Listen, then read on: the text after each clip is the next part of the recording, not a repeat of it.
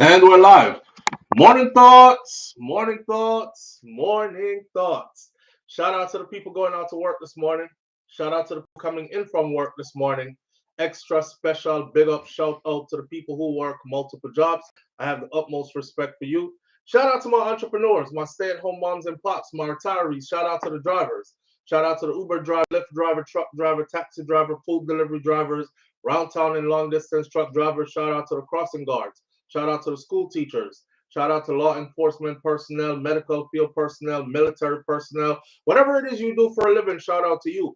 Shout out to every single clean hearted, good hearted person who wants good for others as much as you want good for yourself. Shout out to you. May I watch myself on the camera? And you see me, babe? May I watch myself on the camera? And it looks very different from the other camera.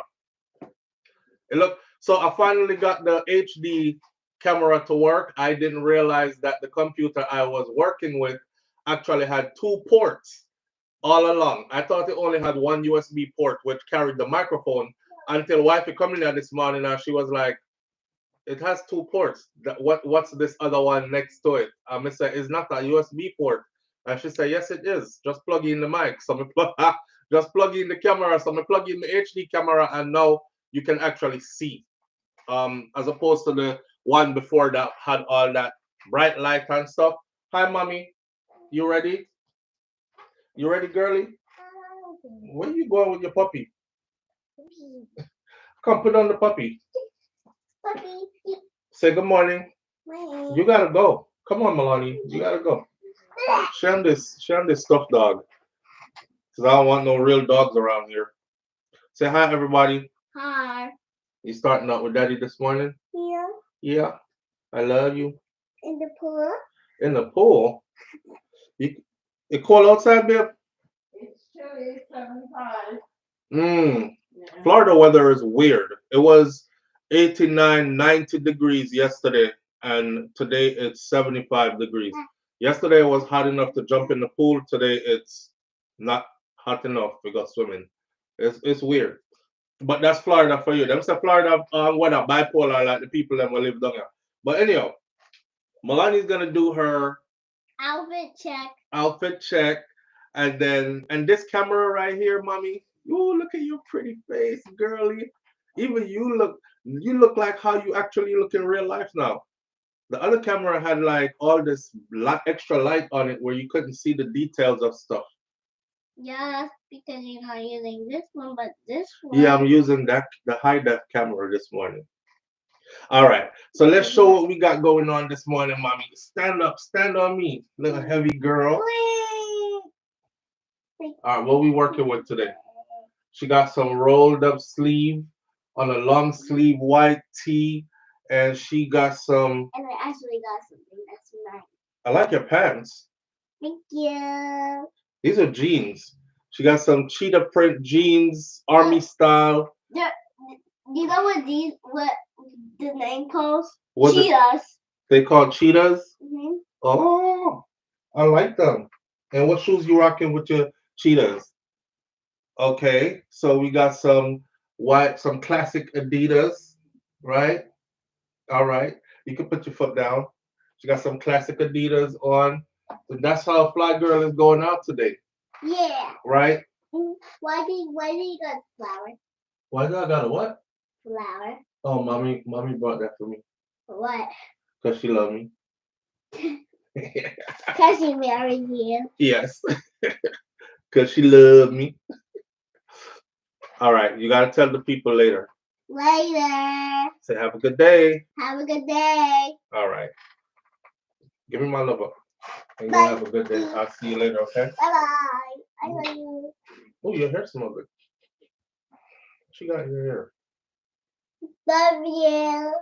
No, love you is for me. Go, girl. You can't bring your doggy to school. Okay. You're going to have to leave it in the car. Okay. See you later, pretty. See you later. Bye-bye. Bye, mommy. Bye. Not bye. See you later. All right. Speech, Trinity Elbay, big up yourself. Trinity Elbay says, speech excellent, exceptional children, bro. Y'all keep it going, sir. Yes, indeed. Yes, indeed. She's 4 years old, and she's my pride and joy, as you can see. Um, Ice Storm in Michigan. Jeez, peace. Michigan. Yeah, you up there, though. Michigan, Ice Storm. No, we're not having that kind of weather in Florida today. In Florida today, we're having pretty good weather. I haven't done this in a while, right? Anything goes kind of morning. This is the kind of morning where you just talk about what you want to talk about. The phone lines are open. You call on what you want to call on. Sometimes we get stuck on one topic and we rinse it out. And then sometimes we just jump from topic to topic. That's how we do on an anything goes kind of morning. I had some stuff up. I actually had 4 different topics for this morning, but I changed my mind because I want to do each one of those as a video by themselves, because they deserve a video by themselves. In the meantime, though, what I normally do is I normally go into my Instagram, because when I'm on Instagram, what I do over there is I save things that I think should be or could be worth discussing. So I'm going to go in on my phone and I'm going to find some stuff that I've been thinking about discussing with you all week. You know, in the meantime, let me shout out some people.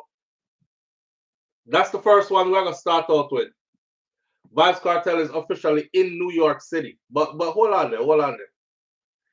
I'm telling you, man, it's just all going down. It's all looking good.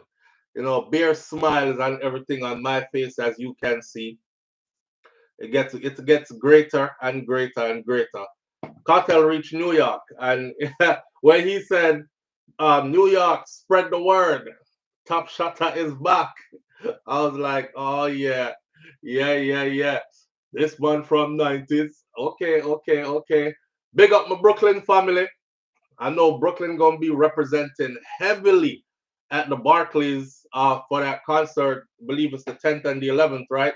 Or so today is the 2nd. So that means saying probably I gonna stay in New York for quite some time then. A good week to 2 weeks stay. Mm-hmm. Asserin Odetta was the first one in this morning. Big up yourself. Thank you for being here. I appreciate you greatly. Prelis123 was in the building, is in the building. Audrey Wright is here with us. Says morning, fam and present teacher. Patricia Thomas is here this morning. Tracy Caravan is here this morning. Nans, big up yourself. Thank you for being here. Unstoppable Josh. Missy Brum Brum in the building. Let's Bond TV. Wayne Nathan is here with us this morning. Sharon Spence, big up yourself. Thank you for being here. Lovely Aneka. Lovely Aneka is in the building with us this morning. Go over to Lovely Aneka's channel. She is the one will look different from everybody else because she have membership and her name would be in green, but because she is a fellow content creator as well that is verified by YouTube, her name come up special in gray with a tick beside it. So go hit hers and, you know, engage her content and keep it all in the family. It's all love. King Biggs, big up yourself. King Biggs was traveling. King Biggs, you back home yet? King Biggs did there on one part of one place. Is he back home yet? Kaitaja Empress says, Upment. Senior Sexy is in the building with us this morning. BM.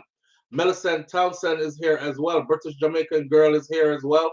So good afternoon, SOFLO and everyone. Mervyn the Point Jamaica Kerr is in the building. Missy Brum Brum is in the building this morning. Sharon Dickinson is here as well. Kaz Robinson. Trini Elbay is here. Big up yourself, Trini Elbay. Thank you for being here. BM. Mervyn the Point Jamaica Kerr. I said that name already. Crystal G. Wayne Nathan. Nans. Trini Elbay. Let me see. Miss Goldie Robinson. There you go. Miss Goldie Robinson is here this morning. Thank you for being here, Miss Goldie Robinson. I appreciate you greatly. Claudette Sterling, thank you for being here as well. Norma Jean, I appreciate you greatly. Thank you for being here this morning, Audrey Wright. Not as bipolar as Georgia. Yeah, we right next door to Georgia. Y'all weather is something else. And your roads ice over in Georgia. We don't get that here. Well, in some places we do. Rotted. The other day it was snowing in Florida. So again, you know, bipolar weather like the people. Yvonne Brown, thank you for being here, Yvonne Brown. Missy Brown Brown is in the building. King Big says, Cartel in a New York. No. Marilyn Grant, big up yourself. Thank you for being here. All the way from the UK. the UK. Don't play it. I got turn up now, man. You know, Sam. People don't know it, but for people like all of Vibes Cartel, you know, many even other artists, dancehall artists, that's a big part of how they make their money. Lovely Anika says, "Oh wow, I thought she was 6 years old now. Wow, her speech is excellent." No, she's 4. She's 4. But her and Kai fight like a married couple, the brother and sister. And because she has Kai, you know, I told y'all Kai started reading full sentences before he could actually speak in sentences. So Kai's speech has been very developed. And Milani is not reading like how Kai read yet, but she speaks like how he speaks because that's who she's the kind of person where there's nothing her brother can do. If him do something better than her, she cry. If him jump in at the pool and swim better than her, she cries until she get it right. If anything he does, if you tell her that Kai is taller than you, she cries. Like she wants to be his height or taller than him. So that's to show you how much of a competition is there. And it's a natural thing. Children who have older siblings normally thrive and hit milestones like really fast. And their speech is more developed at a younger age and all that stuff. Cause them have somebody around them constantly. Remember, Kai never have nobody in the house with him. So his speech came along slowly. Yeah, I hope all people that who always call in with different topics call in today. Today is their day to call in, don't? Live on the air with SOUFLO. Good morning. Morning, social morning, family. Good morning, family. How you doing? I'm fine, thank you. How are you doing, social? I'm doing great. Excellent. I have something I want to ask you. Just an advice. How would you deal with the issue? So you say anything goes this morning. Anything goes this morning. All right. I want you to give me your suggestion or your advice. You working as a team, right? It's like 5 people on the team. On that team, there is specifically certain job duties you're not supposed to do. It's outside of your scope to do it. Supervisor said, I'm going to call in a company to take care of this issue. You arrive on the job the next morning. One of the team members already done clean up the issue. They already cleaned up the issue or no? Yeah, they already took care of the issue. Okay. Even though it's outside of your scope. The issue is taken care of. And the supervisor already tell you, I'm going to call in a company to take care of the issue. One of the team members jumped up, went on their knees and cleaned up the whole place. How do you deal with somebody like that? It's done. It's done. That's I would say overzealous team member. And they did the task. It's done. It wasn't outside of that person's scope of practice though. Yeah, they're not supposed to do it. It's not required of us to do it. Okay, I'll give you an example. Right, I work in OT. Right, I work in OT and I work as a team. Right, so I work alongside nurses, CNAs, physical therapy, occupational therapy. All of us are in there, right? Sometimes I'm going down the hallway, I'm passing by a room, and I see a CNA inside of a room trying to move a patient, right? And the bed mobility, the patient could be a bariatric patient, severely overweight, bariatric. The aide cannot move the patient by themselves. If the aide says to me, SOUFLO, could you hurry up and just give me a hand real quick? Just hold that end of the sheet and let's shift this person over. It could be a liability, but I'm the kind of person I would run in there and be like, okay, 1 second. All right, boom, let's go. And we get the person moved and I go on about my business. It's done. But it's outside of my scope of practice also, because if I go help that person move out of the goodness of my heart, and then say we accidentally drop the patient, the first thing that's going to come up is why were you in there? That patient is not even on OT's treatment list. So why were you in there? Then I could lose my license and all that other stuff. So when you ask me a question like that, that's where I immediately apply it to. All right, let me tell you. Okay, I'm not supposed to clean the garbage can. That's not my job. And we all know that we're not supposed to clean the garbage can. Right. Why wouldn't you go clean the garbage can? Yeah. I don't know. Some people just overzealous like that and love to, somebody say it in the comment section, like suck up. Are you trying to prove more, like you're trying to gain more favor from the supervisor while you do that? Sometimes that's what it is. And sometimes it's just the person who's just naturally like, let me just do everything to keep things flowing. It could be either or either. It could be them just trying to keep things flowing without even thinking about gaining favor from the supervisor. But all the time you do it so slow. It's not like you do it one time, but you constantly do the things that, because when you do that, now you put it on the other team members to want to have to do it, even though it's not their job. You don't set a standard, like, you know what I'm saying? Just leave that person to do it all the time. I would listen. So if the first time I did what they put a pressure on the other, and they feel like the supervisor is gonna come at them because one person is doing it, so why you all can't do it? That's when you say to the supervisor, it's outside my scope of practice. I'm not supposed to be doing that. It's gonna cause a problem, so I'm telling you. Well, you can't get mad at the person who is doing it if the supervisor is not saying to them, that's outside your scope of practice. You know what I mean? If the supervisor is saying that's not in your job description, it's okay. Don't do it. Let somebody else do it. And they keep doing it, let them keep doing it. But I wouldn't get mad at them because as soon as they come to me, I can let them know on the books, that's outside my scope of practice. I'm not supposed to be doing that. And they probably won't even come to you either. And so there's no pressure on the others because they know that that's outside your scope of practice. They just appreciate that there's one team member who is willing to do that extra. So yeah, it's just how you look at it. Okay. All right, so thank you. All right. Me not think she go take it like that, me think she go work, go cut the iPad and somebody same way. That the girl, she always look favor from supervisor. Watch her clean the garbage can again. They gonna take it. She not gonna take it like, oh, let her do it. That's what she do all the time. We not supposed to do it. She not supposed to do it either, but that show and so just leave her alone, let her do it.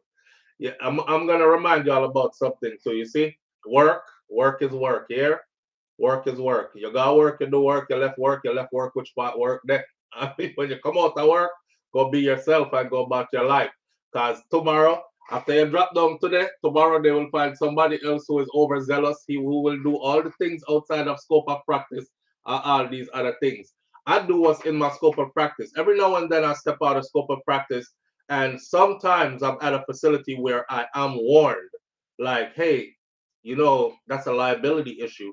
I know you're a good guy and you keep helping the CNAs every time you pass and they ask you for your help and stuff.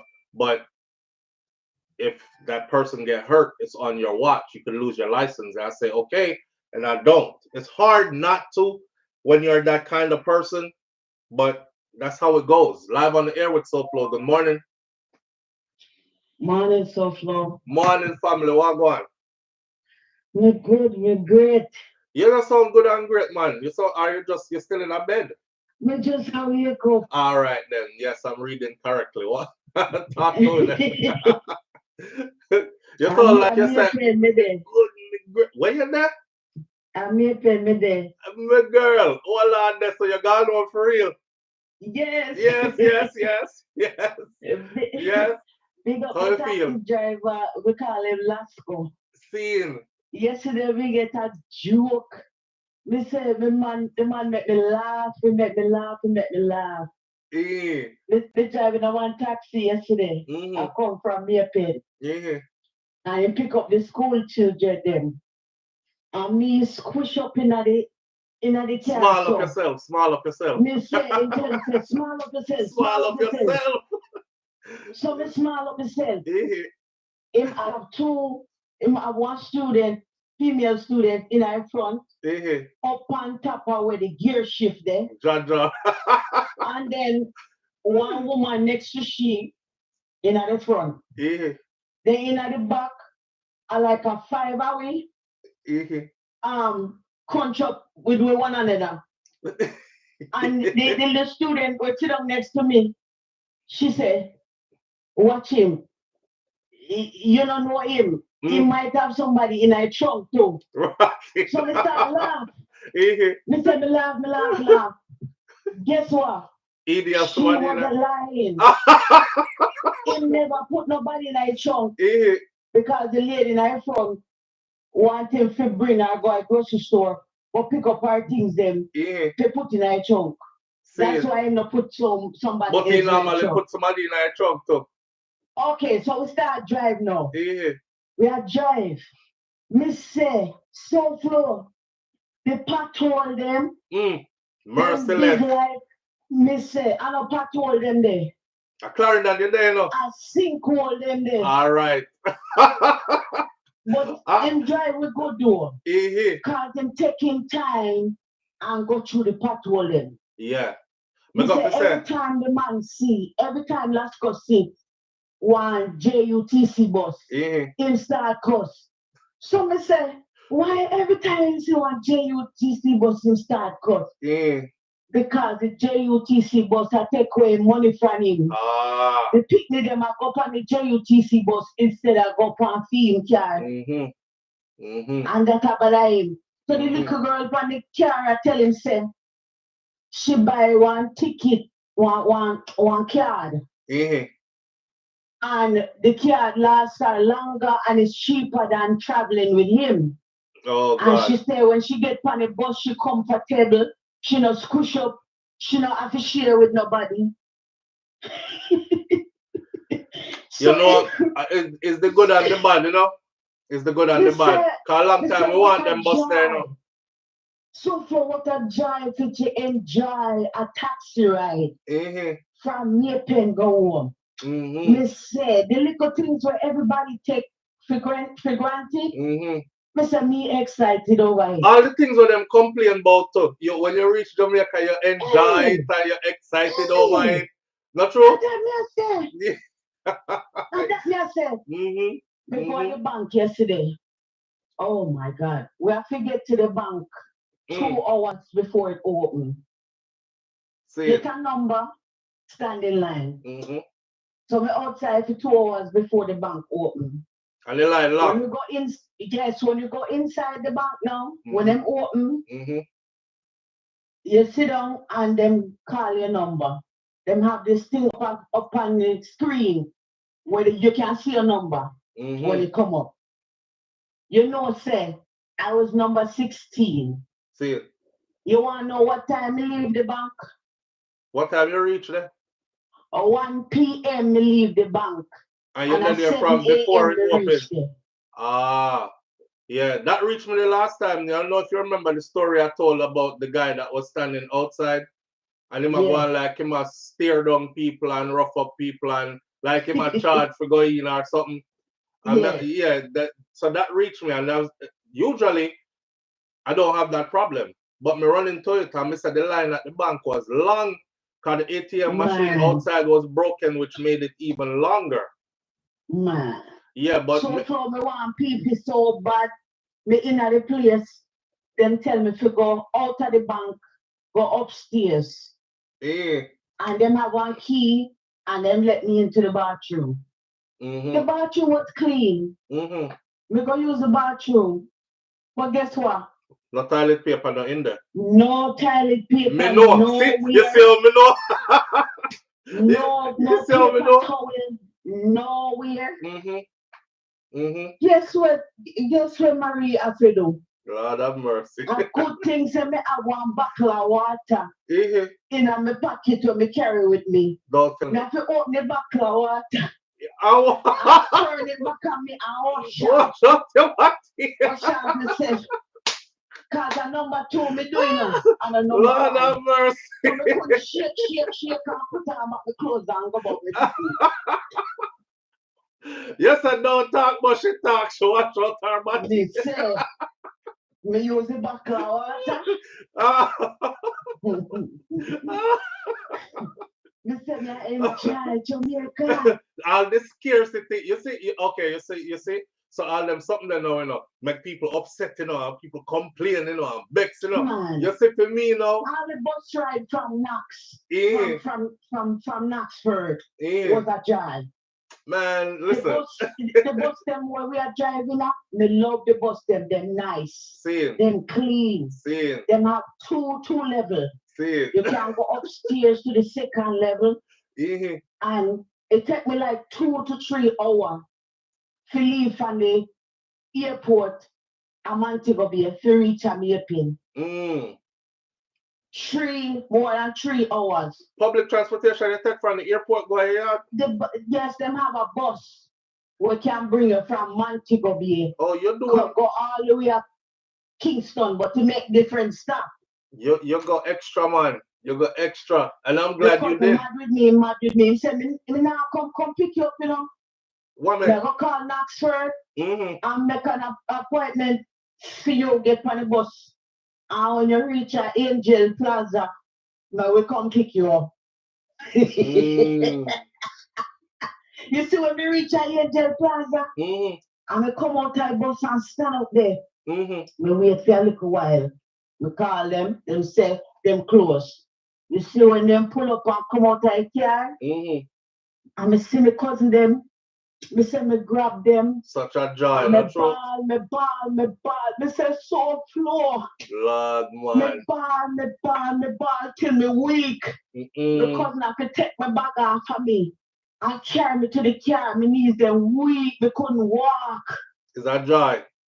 Is that joy? People them will come out of the bus and say, what wrong with her? Why she a ball so? Because Nick say, him say, no, I tears of joy. Is that joy? Is that joy? He say, at 30 years, me not see my family. Me say, me ball, me belly burn me on me ball. Oh, God. Me say, man, me never expect that to happen to me. It just come out of nowhere when you see them. Yes. I mean, because me the can't only last time imagine. you see them, I was like, oh my God, that's 30 years ago. Yeah. I can't only imagine. They're driving on the highway and they're like, we have toll, we have highway. The place look different, not true? We step up in our life. Air condition. It have seat belts. I they saw. can sit by themselves. They have TV where we can watch. Yeah, we step up in our life. We step up in our life. When you left Jamaica, and them country bus like my uncle them used to have. Yeah. Pack up everything on the top. Yeah, true. All I stuff them on the top. As a little girl, you have to sit on one man lap. Aye, and then same thing there. Yeah. And some hang out. We don't have them the bus no more.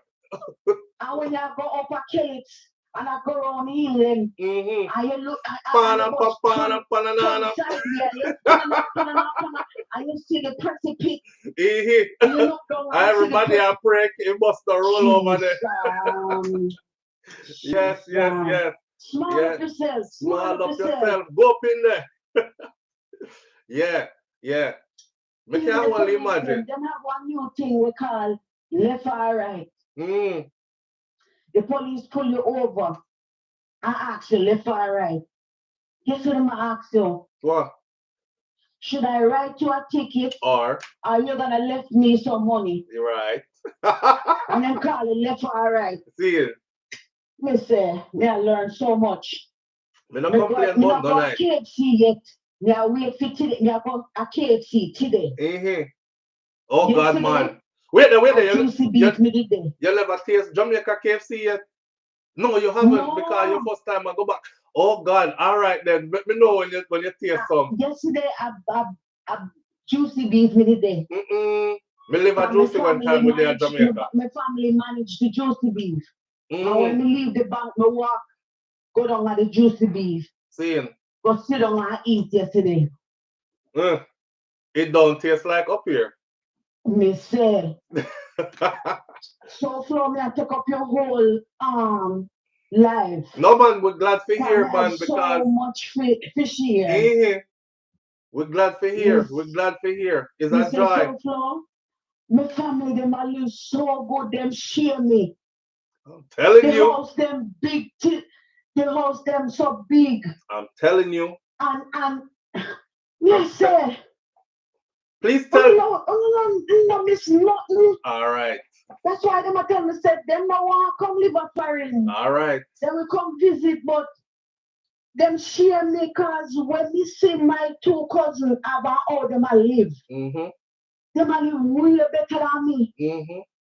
Them have house and everything. And them have more time for relaxation. They have more time for relaxation and more time for life. Yes. Yes. Make you look like mad somebody. Go outside, go sit down on the veranda. You know the veranda with all of the gate them and the grill up and thing.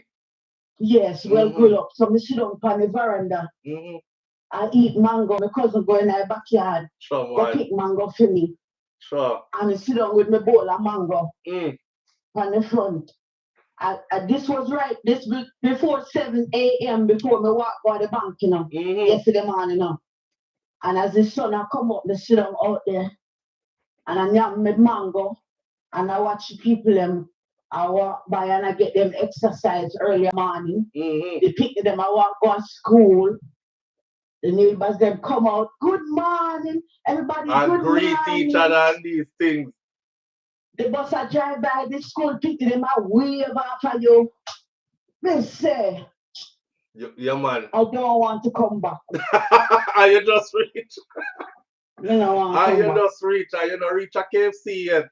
I bet so. I see my bedroom, my guest room. I saw. I saw. I hear one now. Call it divan. This thing strong like a what? Well, big, firm, nice bed. Not true? Big, firm, strong. You can't move it if you try. I saw. Listen up. Listen up. You're blessed enough because you have family now. You have family with care about you.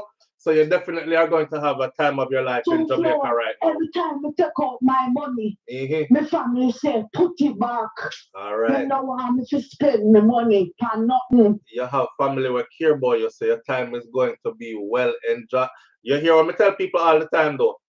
All right. You're going to enjoy yourself, man, and you sound like you are already. You have a whole book already, and you just reach. So we can only imagine. You don't see nothing yet. Wait. Move around a little bit. Sir. Yeah. Now go back in that chat. You just didn't want to share. All right. Thank you for sharing. We can hear it in your voice and everything, my friend. All the excitement, you sound so relaxed still. You know? Yes. Yeah. Your soul needed that. Your soul needed that. Yes, I did. I really, really did. Yes. I really needed to decompress. So you can't decompress. Yes. Oh my. Yeah. Big up yourself. Thank you so much. Thank you, my sister. Flo. Thank you for sharing. Are you encouraging me to finally just do it? Thank you for sharing. All the videos them where you will share. When you are Shaki. Go on with the kids them. And I say, man. May I tell you? When I go home, I enjoy. Boy, me even study all the picnic them. All of the picnic them wear a different uniform. Each school have a different color. And I say, even the little boy them, you know, say even if them a pull them pants down, them have them belt on. And you can't see them bottom. Right. And all of them have on tie. Them still wear the khaki suit. Neat and clean. The little girl, them come out neat and clean. One for you, no more see him. Oh, everything iron and oh, you say. Here, well styled and come out and go to school. Yes, it's just it's awesome to watch. Yes. It's awesome. Yeah. Me have so much where me I see. And everybody else just walk around and just take it for granted because them see it every day. Me even me go to school when me did I go. When me a little girl, my cousin bring me go show me school. And me find out say one of my cousins is a principal of a school in Clarendon. A high school in Clarendon. Same. So me I find out say my family is well off. So every time we take out my money, them say put it back. Man, I don't know where from you, my friend. I say wait, but American how far they come from? Yeah, them no want nothing from you, my friend. Them good. Them good. Yeah, when me I leave, I have to hide my money and stuff it in my cousin's shirt pocket that he wasn't wearing. And when me reach up here, him find the money and he must say, cuz you put money in my shirt. And me say, yeah. Because when I was giving it to him, he never want to take it. Yeah. It seemed like that me have to go to. But me I tell you. People did that warn me when me reach. Say, me if you keep me papers and my money close to me and I trust family and nobody. Because look how long you know go to Jamaica. But everybody have them something they do. And everybody have them something there. We grow like brother and sister. See it. Then their family peaceful. And them not need nothing from me. And nothing not change them, not true. More than me. And them not change. All right. This a family at 30 years me they are foreign. And they never ask me if you are dying yet. Why? At 30 years, they never asked me if you are dying. You see how they living, when they come, them and show me how them have big house and everything. Good to go. Yeah, man. I am so happy for you that you are home. Oh my gosh. You know understand. I mean just left and I feel like I'm ready to go back already. So this is going to be a regular thing. That's what I want to hear. And it will. You will. Once you get a taste of Jamaica, you can't done. Me no want no hotel. All right. Me no want no Airbnb. Me no want no resort. Me want to go home to my family. All right. Because that's the only way you can really get the experience of being in Jamaica. The real experience. The real experience. Yeah. True. Big up yourself, my friend. All right, later. All right, manners. Have a blessed day. You too. All right. Listen, that's Marie's Message 411 TV. If y'all know Marie's story, you hear her talk about being away for 30 years from Jamaica. That woman, they go through something in her life, up here, in a foreign. You see, when I send people over to her channel, I'm like, go check out her channel, resonate, vibe with her content and all that. It's the same person who from her original story, and she shared it with me the other day. She ended up having a brother, baby, and all kind of something like that. She went through hell, a foreign, right? And now, through talking, I'm like, when last you go back to Jamaica? Why you not just go? Stop telling yourself every year, I'm gonna do it next year, and save up this money and wait till the time is right. And the time never is right, nothing. Just go. And I say that to the rest of you. The time ain't ever gonna be just right. Nothing is ever gonna be perfect. Whole heap of time I get ready to go to Jamaica and I'm like, man, could I use the money here to something else, And then we have this to take care of and that to take care of. Sometimes you just need for those lock your eye. Make sure you reserve your ticket, you pay, and you go. Just go. Those of you who are from like old school Jamaica, my age group, and those older who haven't been back in a while, your soul needs it. You hear me? I tell you? When me tell you say your soul need it, your soul need it. Yeah, trust me. You hear Mary talk? Your soul need it. And when you go, you will see exactly what I'm talking about. I can't try, but I can't explain it to you in words, really what it does for you until you actually like touch down in a Jamaica and start move around. Live on the air with SOUFLOTV. Good morning. Greetings, my brother. Greetings, King Wagwan. Mervin the Pine, Jamaica. My brother Wagwan. Boy, my devil. Marie, pick up yourself. See? I was proud that me. I have to tell her, so we're proud of her. Yes, man. I have to tell her, so Jamaica nice all the time. Me I That's tell why you. me and I. There's some advice here still. Mm-hmm. I must eat the food slow because it will shock our brain. Same. You see me? Mm-hmm. Plant a fruit tree. Because I do that every time I go there. Mm-hmm. You see me? So she have something that she can look and say, even if she knows that she left something. Same. You see me? Same. Look for an elderly person and bless them. Somebody who they do something for her, give her one great cake, sham shoko, anything in her past. Same. You see me? Same. Now we have a quick thing for I think a Jerome with the mango. Mm-hmm. Tell Jerome say, then the mango when him eat, he need to remember when he used to eat the mango and suck the seed. No like that.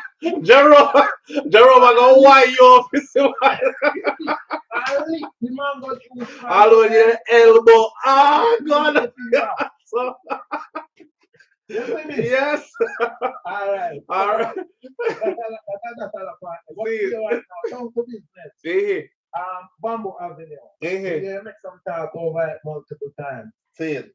I know say government listen, but then I go say I will say so. See it. So here what I go recommend. Then close Bamboo Avenue. Mm. Close it up. Just split it in two, build a road around it, and just make it turn into a pedestrian place. You see, put on a whole heap of shops along the way, but don't each up the jerk people them, don't each up. You see them like how you say, the two coconut man beside each other, two peanut man, spread them out. Spread them out. And for the entire 7 miles, make people come walk and come buy things. Yo. You see me? Craft store, peanut, coconut, jerk, and cook shop. Just create it as an avenue and shop. Make the traffic pass and go around. Because we have something that can be a legacy. We don't have to run down only for the modern. Because what happens, people out there want to experience the good old Jamaican life. Yes, sir. So bamboo craft, bamboo, all of them things. Yes, sir. Yes, yes, sir. So I guess over there, we don't have a time for time because we know so only for other people there. But marry, full joy yourself, and plant a fruit tree. Blessings, well, brother. Solid. Blessings and manners and respect, my brother. Cool. And by the way, before we go, for Christmas, we have to have an announcement. But we talk about that later. All right. Only subscriber. All right. Manners. Cool. Yeah, blessings. All right. Yeah. I feel good. I feel so good for Mary. I feel like say me gone back after 30 years. Cause I know what kind of joy she feel. Okay. Man, if you could imagine the reason why me have to go all the time, and she hasn't experienced that in how long, she must be so overwhelmed right now, just taking in everything. You see how she described like even the different schools and the different uniforms and the same way I stay even now. When I'm there, I'm like, how the people them look good at go to school? You know, I'm in Florida. When the kids go to school here, a battery rider shorts, when the weather warm, push slippers and socks. And school, you know. I go on my picnic them school one time earlier in the morning. Something happened to my son truck and I go down at school. And when I go down there, I saw, I keep on saying this part, I saw a boy and a girl got out of a car. They're in the 16, 17-year-old age group. And the two of them look like a couple would just wake up out of bed after them done ride or something. The youth have on the bathrobe, same way, at school, am I going on? The bathrobe, same way, and house slippers. The girl, she in a pum-pum shorts, and me say pum-pum shorts in a car, body jaw, you know which part your body meet your leg, you can see her whole body jaw out the door. And at school, them are going up in the morning. So when you go to Jamaica and you see like how uniformed they are and everybody looks so good and so clean cut and you know they picking them nice and the hair done good for the girls them and everybody just looks so prideful about how them carry themselves and you can tell say uniform well pressed out and everything like that. It just give you a kind of joy, you know, pristine, not true right, it give you a kind of joy. But the kind of things when Maria talk about, y'all look for everything like wake up early in the morning. Last time I was in Jamaica, I'm there Westmoreland around wifey people them. By the time I wake up in the morning, there's a whole heap of jelly coconut I chop early in the morning. First thing, and I was like, damn, look at me. The sun is coming out. The sun I touch upon your skin. The breeze on top of the hill so nice. And I chop a fresh jelly in the morning. I drink coconut water straight from the coconut.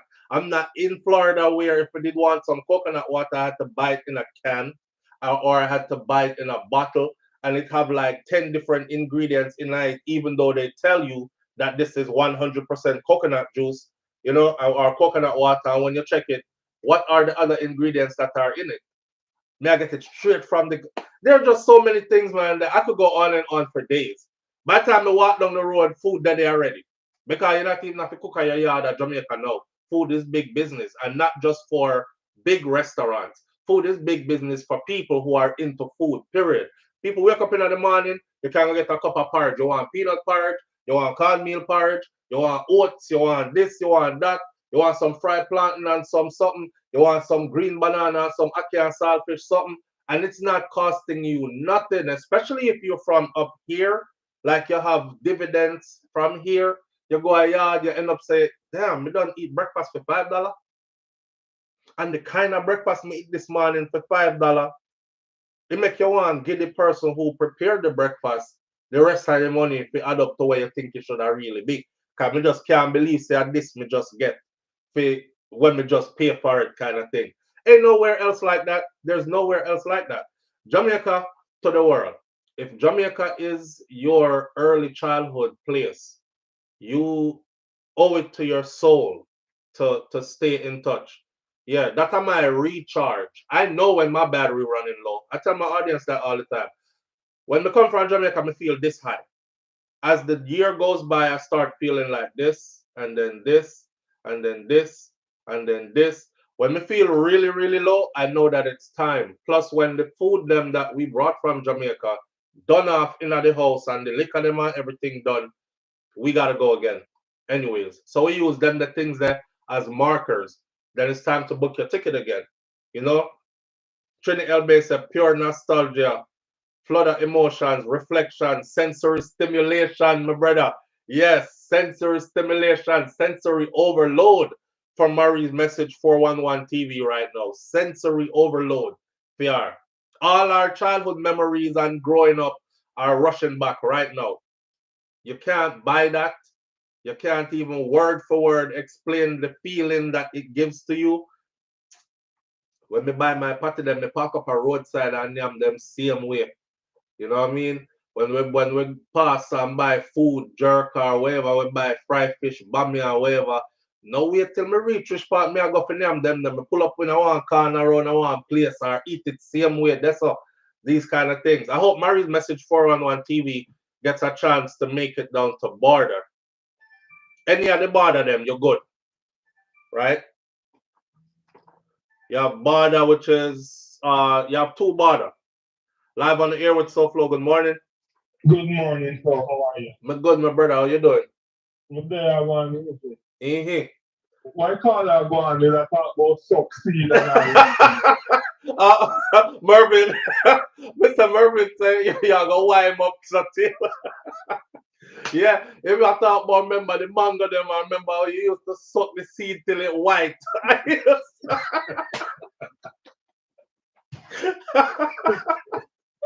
Man, you have to understand, the older you get, you realize that certain things just don't look right. It don't sound right neither.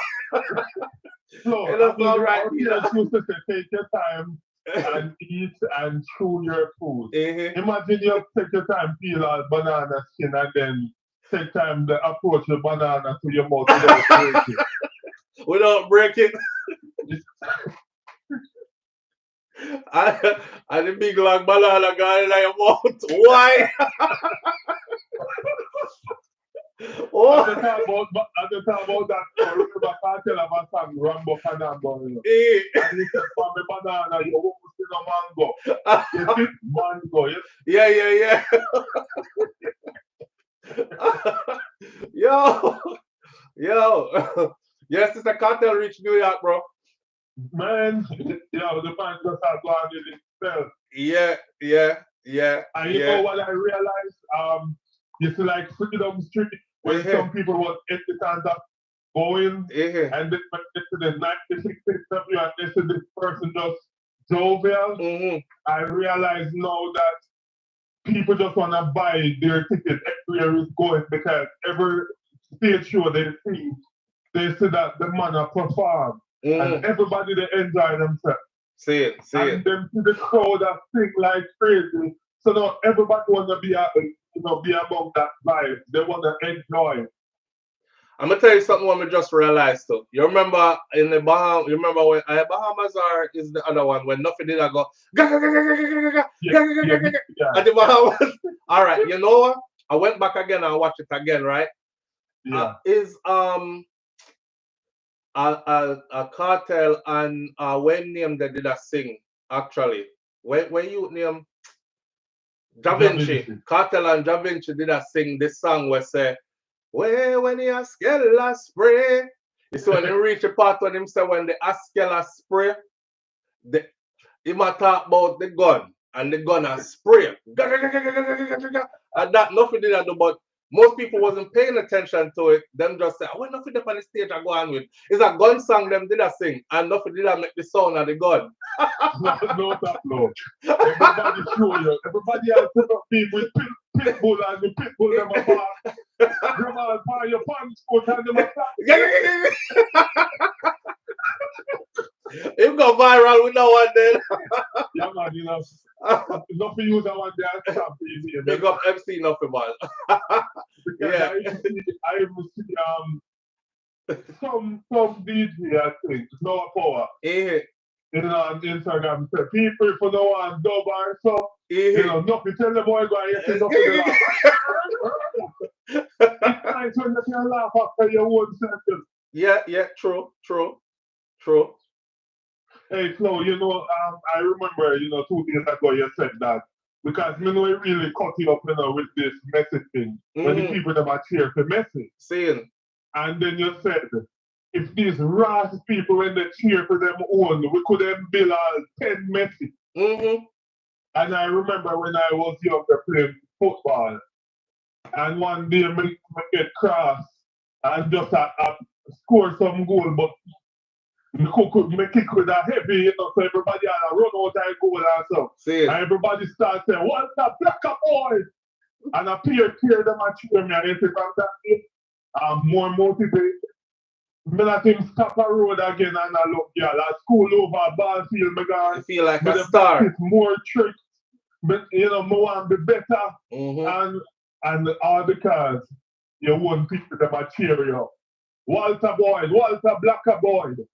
Yes. I realize in life, it just doesn't have to do with sport. We even see people on a stage show or a contest that try to sing, and the crowd clap and they gain back that momentum. Yeah. So sometimes in life, we just need somebody to cheer us on, and just that little cheer can actually excel you to very far in time. Absolutely, my brother. Motivation is powerful. But we have a culture where we kick with one aside. I want to make a score power way and we feel I will celebrate. I will celebrate. They don't realize that you have everybody that look. And if we had one player on our side that score a triple that day, if I'm tired, I'll take ball from the our own goal here and run all the way up field and score.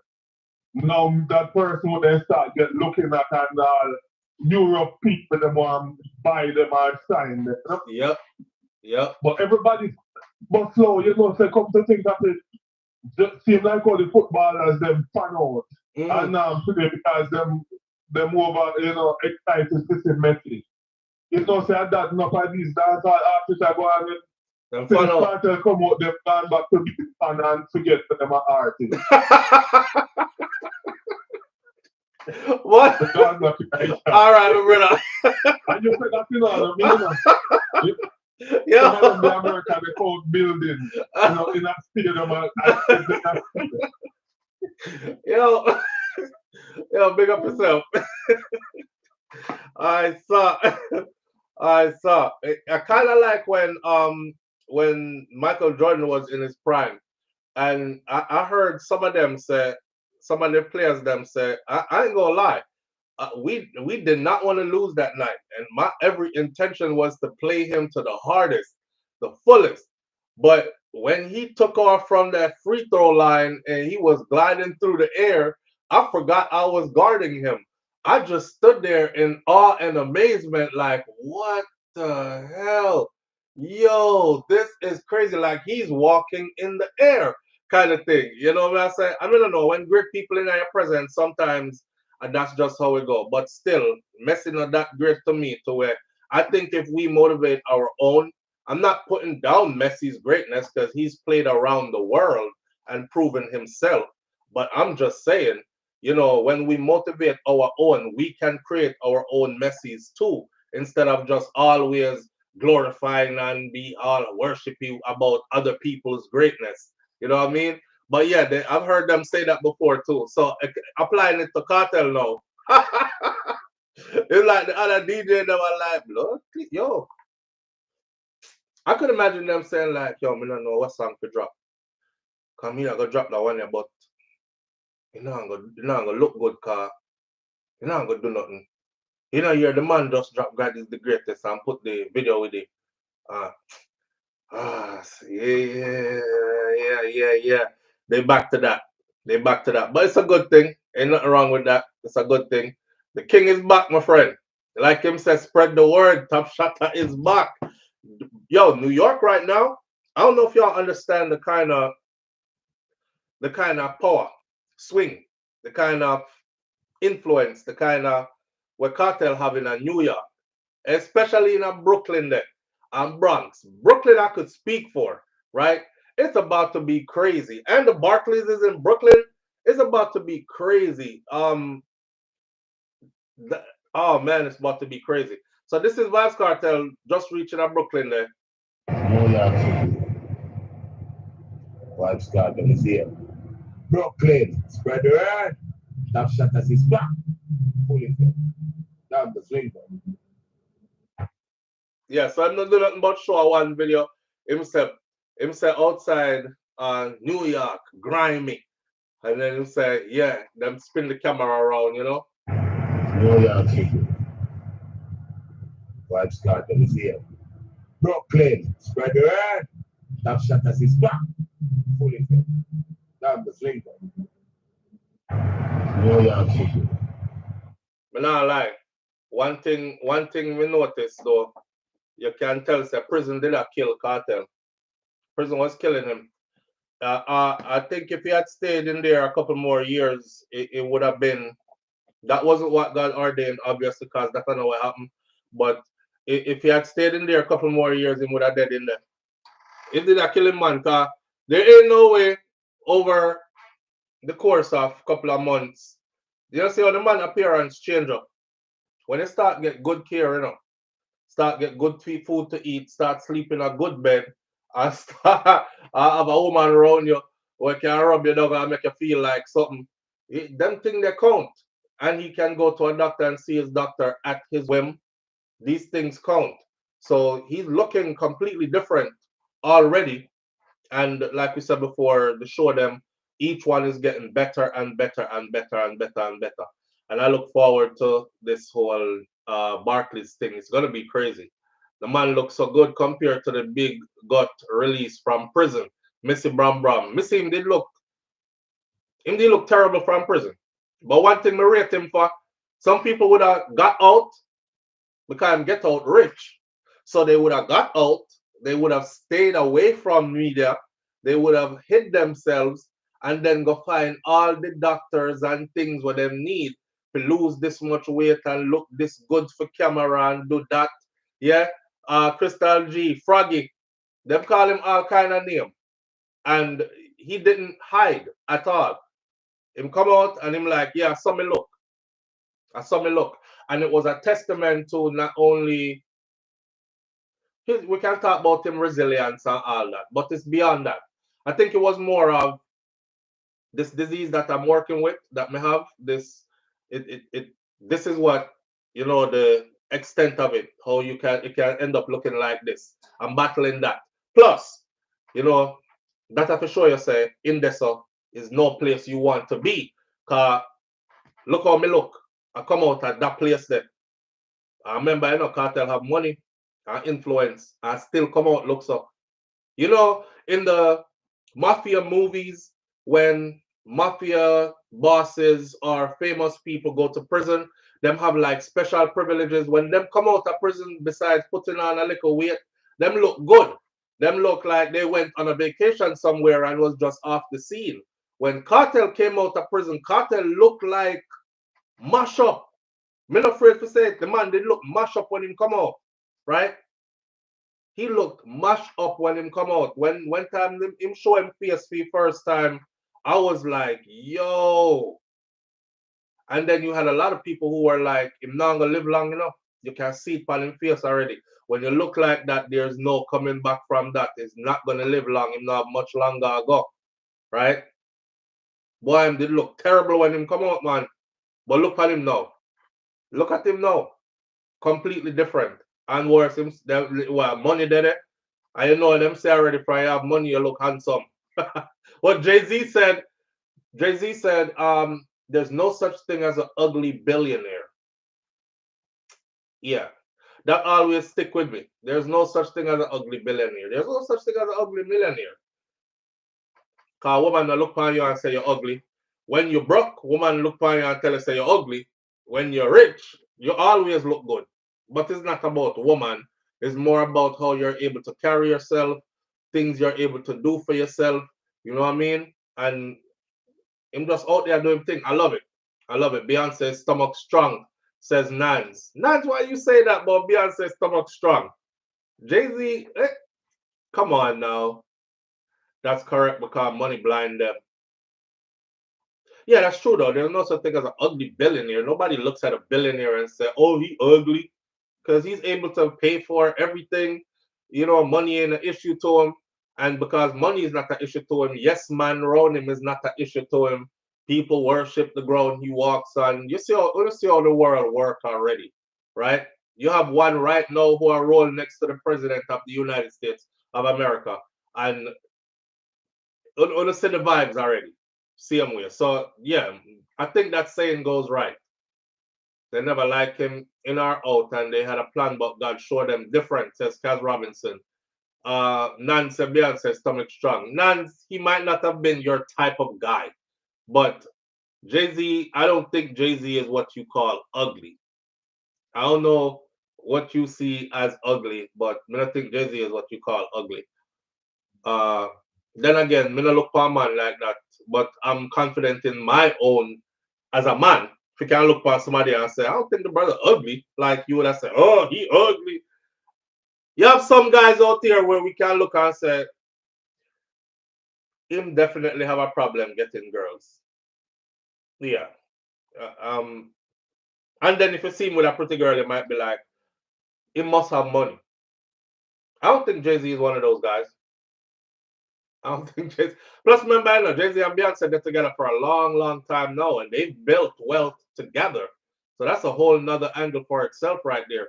Flo, you remember when it was going around that Turn said that he believes suicide bombers should get the death penalty. I said some people unfortunate, maybe, but not ugly. Yes, that's Lulu, I try to put it nice, but I say some people are unfortunate, maybe, but not ugly. We don't use the word ugly to describe God's creation. All right, because we can't create nobody with self. We can mold and create, and voila, here's my human. So we don't use the word ugly to describe God's creation.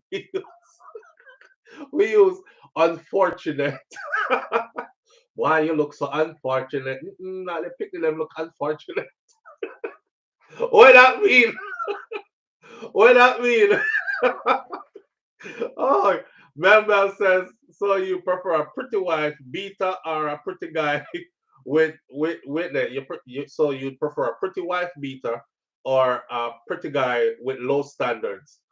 I don't know. I've heard women answer these questions before, and Them ask them stuff like, would you want a broke man that loves you, and you know he can barely afford all the stuff that you need, but he genuinely loves you. In you're gonna have a life of can't afford most of the time the things that's needed kind of thing. A struggle life, but you're struggling in love. Or would you prefer a wealthy man, even though he don't have time for you and he really doesn't show love to you like that or whatever? Most women I've seen answer that question. One woman said, I would prefer to cry in a Maybach than to be crying in a damn Toyota Corolla, 2004 Toyota Corolla or something like that. You know, I would prefer to be crying in a mansion than be crying in a one-bedroom apartment or two-bedroom apartment or something like that. So it's all what you choose in life, I guess. But if they have it their way, I would think that most would choose the opulence or would choose the abundance then. Nobody know why I struggle too long in a life. After a while, the love they start feel like a curse. The love start feel like a curse. If a man have a problem getting woman, just walk around with the toilet paper roll, bumping out of the front of your pants. You will get all the attention you need, says Jerome. On the toilet paper roll. But when them reach them, I'm gonna find out saying that you work with, bro. And by that time they're too late, not true. But I said trick them. Jay-Z always know when man say pillowcase over her head. Same so far, Jay-Z. Oh man. Hey, Jay-Z got the baddest chick in the game wearing his chain. That's a testament right there. Okay? That's a testament right there. And when another funny thing is when Beyonce met Jay-Z, they both of them were not rich. Both of them were beginning to blow up in the industry. They hadn't walked into money yet. See? When they met, they hadn't walked into money yet. They just stuck it out and they joined forces and they multiplied their millions till them reach from billionaires list. But if you go back and check when them first get together, they didn't have money yet. They were becoming celebrities, but they didn't have money. Right. So they even built their wealth together.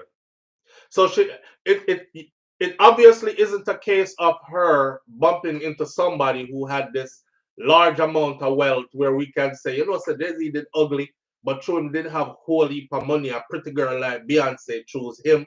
He had nothing neither. He was hood rich at the most. Baddest chick in the game. So you say she just high collar, says Kaz. Nah, she the baddest chick in the game. She is. It don't have nothing to do with high color. She just so happened to be what you call high color. But she the baddest chick in the game for sure. For sure. You better put some respect on Miss Beyonce's name before the beehive come for you. Mel says some of the male friends are the most sweetest guys, but the women are caught on their looks. These women are missing out on some major guys, says Mel. Some of them male friends. He's on the back burner. He's in the friend zone. Have him for a friend for 20 years because the man knows too broad. Because him eye them cast. Because me don't know him blacker than midnight without moonlight. Because whatever the case may be, and him not have no money yet. So she just keep him on the back burner as a potential kind of thing. It happens. Yeah. And men are aware that this happens too. So Flo, let's call a spade, Dorothy T. Are we spade we are talking about now? Low self-esteem woman them. So Flo, there are plenty out there better than Beyonce, just not high color. Well, Casimir, you're not gonna argue over Beyonce and who is what. Beyonce came and did her thing and it cannot be denied. All her accomplishments, my conversation and your conversation cannot take away. Remember what I said yesterday? I said there are a lot of people out here who are going to pass away from this lifetime and leave nothing behind but their opinions of other people. And a lot of their opinions of other people are negative opinions of people who have accomplished way more than you ever did or ever could. So be careful of the conversation that you're pushing, Kaz.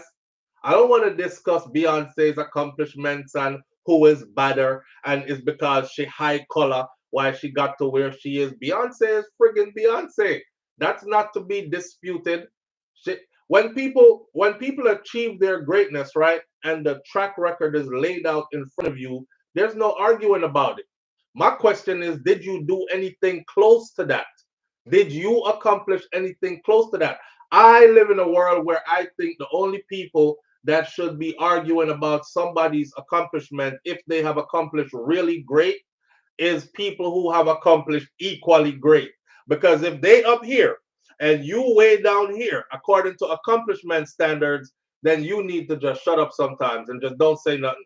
Unless you're talking about the frivolous stuff about girl, hearsay, you know what I'm saying, and what's going on. Did Jay-Z cheated on her? Why was her sister beating his ass in the elevator? All the regular stuff where regular people talk about. But when you start talking in a language that is meant to diminish or minimize people's great accomplishments, then you got to watch that type of conversation. I don't do those. I don't do those.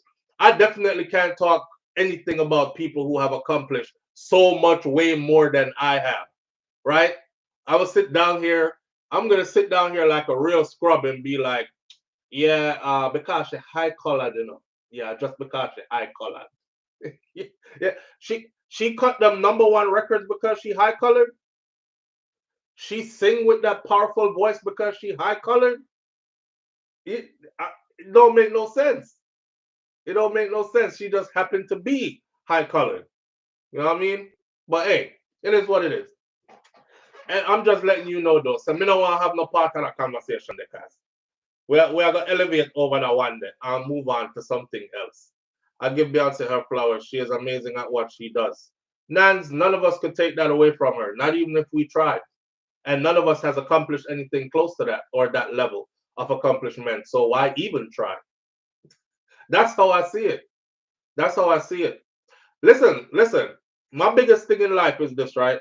When I start thinking I'm ready to start talking about people who have accomplished a lot, I ask myself a couple of questions.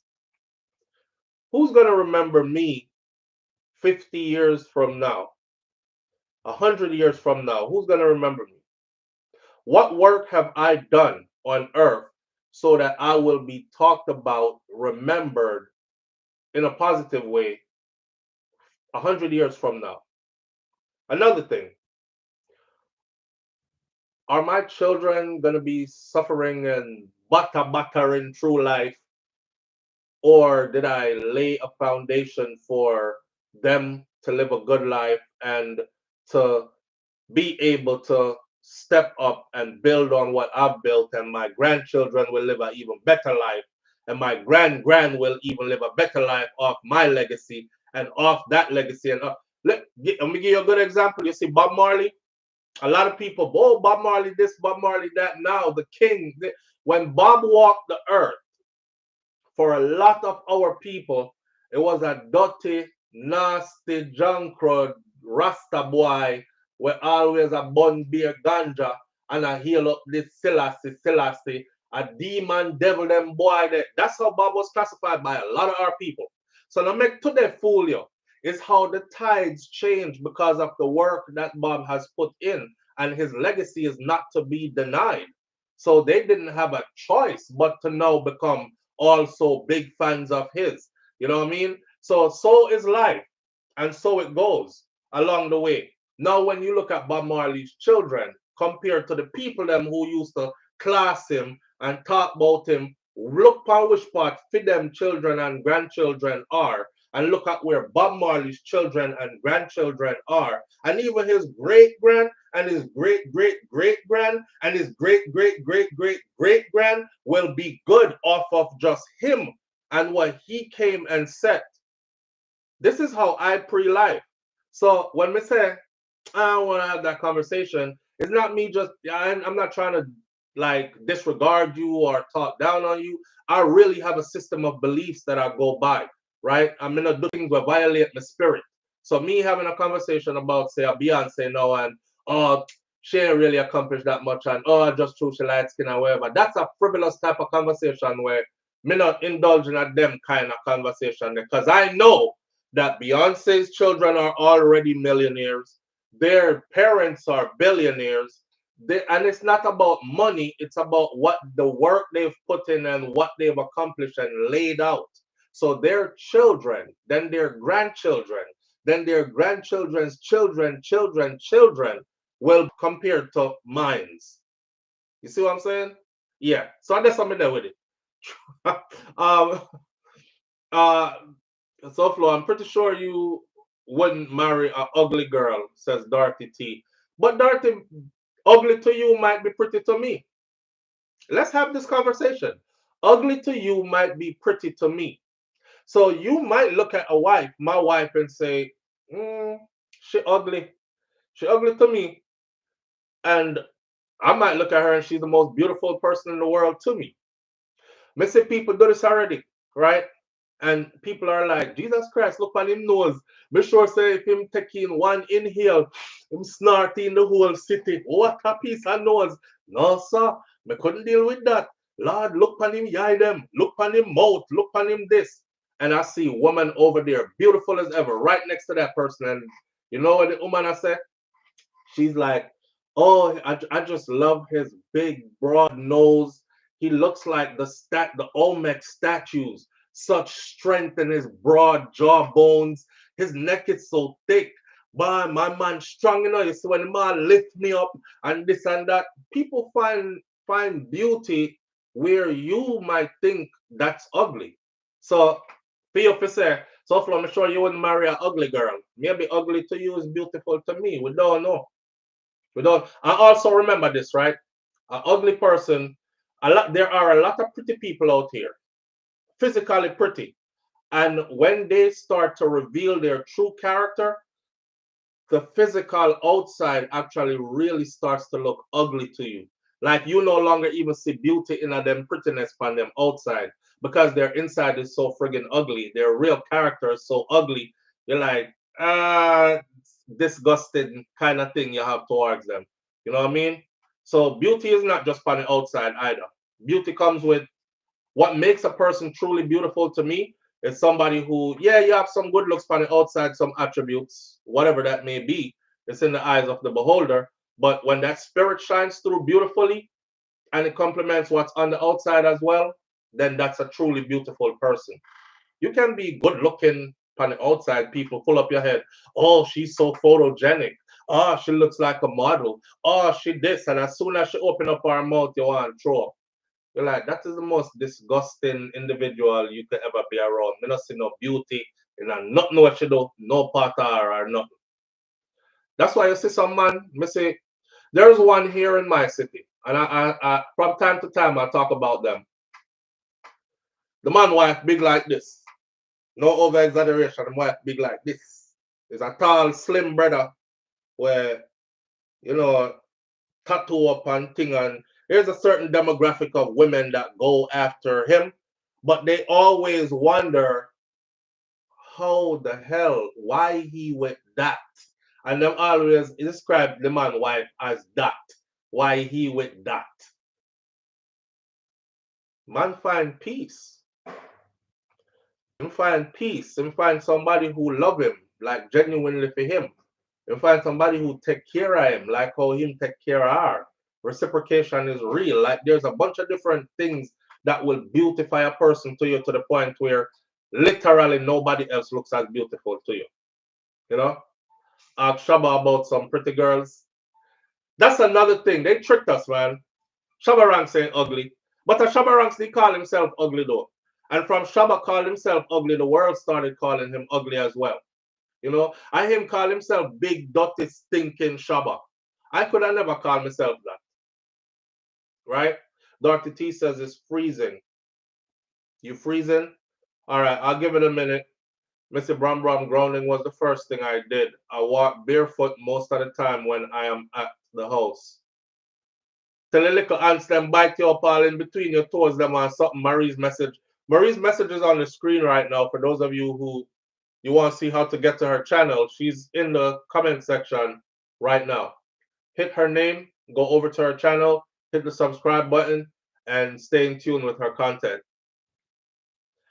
Lulu says, ask Shaba about pretty girls. Yo, Shaba had the fame and the fortune and the Grammy and the this and the that. So all of the pretty girl them run out. Even though him call himself ugly. Shaba wasn't ugly. But again, me don't know where constitutes ugly for you. You know what I mean? I might be saying ugly about somebody who's pretty, pretty about somebody who's ugly. Am I still freezing? Freezing or not? Somebody in the comment section, give me a heads up. Am I freezing or not? Marie's message 411 TV. Big up yourself. New York City. Vibes Cartel is here. Brooklyn. Spread the word. Top Shatters is back. Fully fit. Dangles link up. Dangles link up. Yo, the man said Dangles link up. Yo, that's funny. Okay, I'm not freezing. You're good. All good, not freezing. Exit and hop back in. Let's Burn TV says exit and hop back in. BM says, mind glass bottles, joke you marry. No. Went out and came back in, says, Pussy G, big up yourself. Thank you for being here. The man said, Dangles, link up.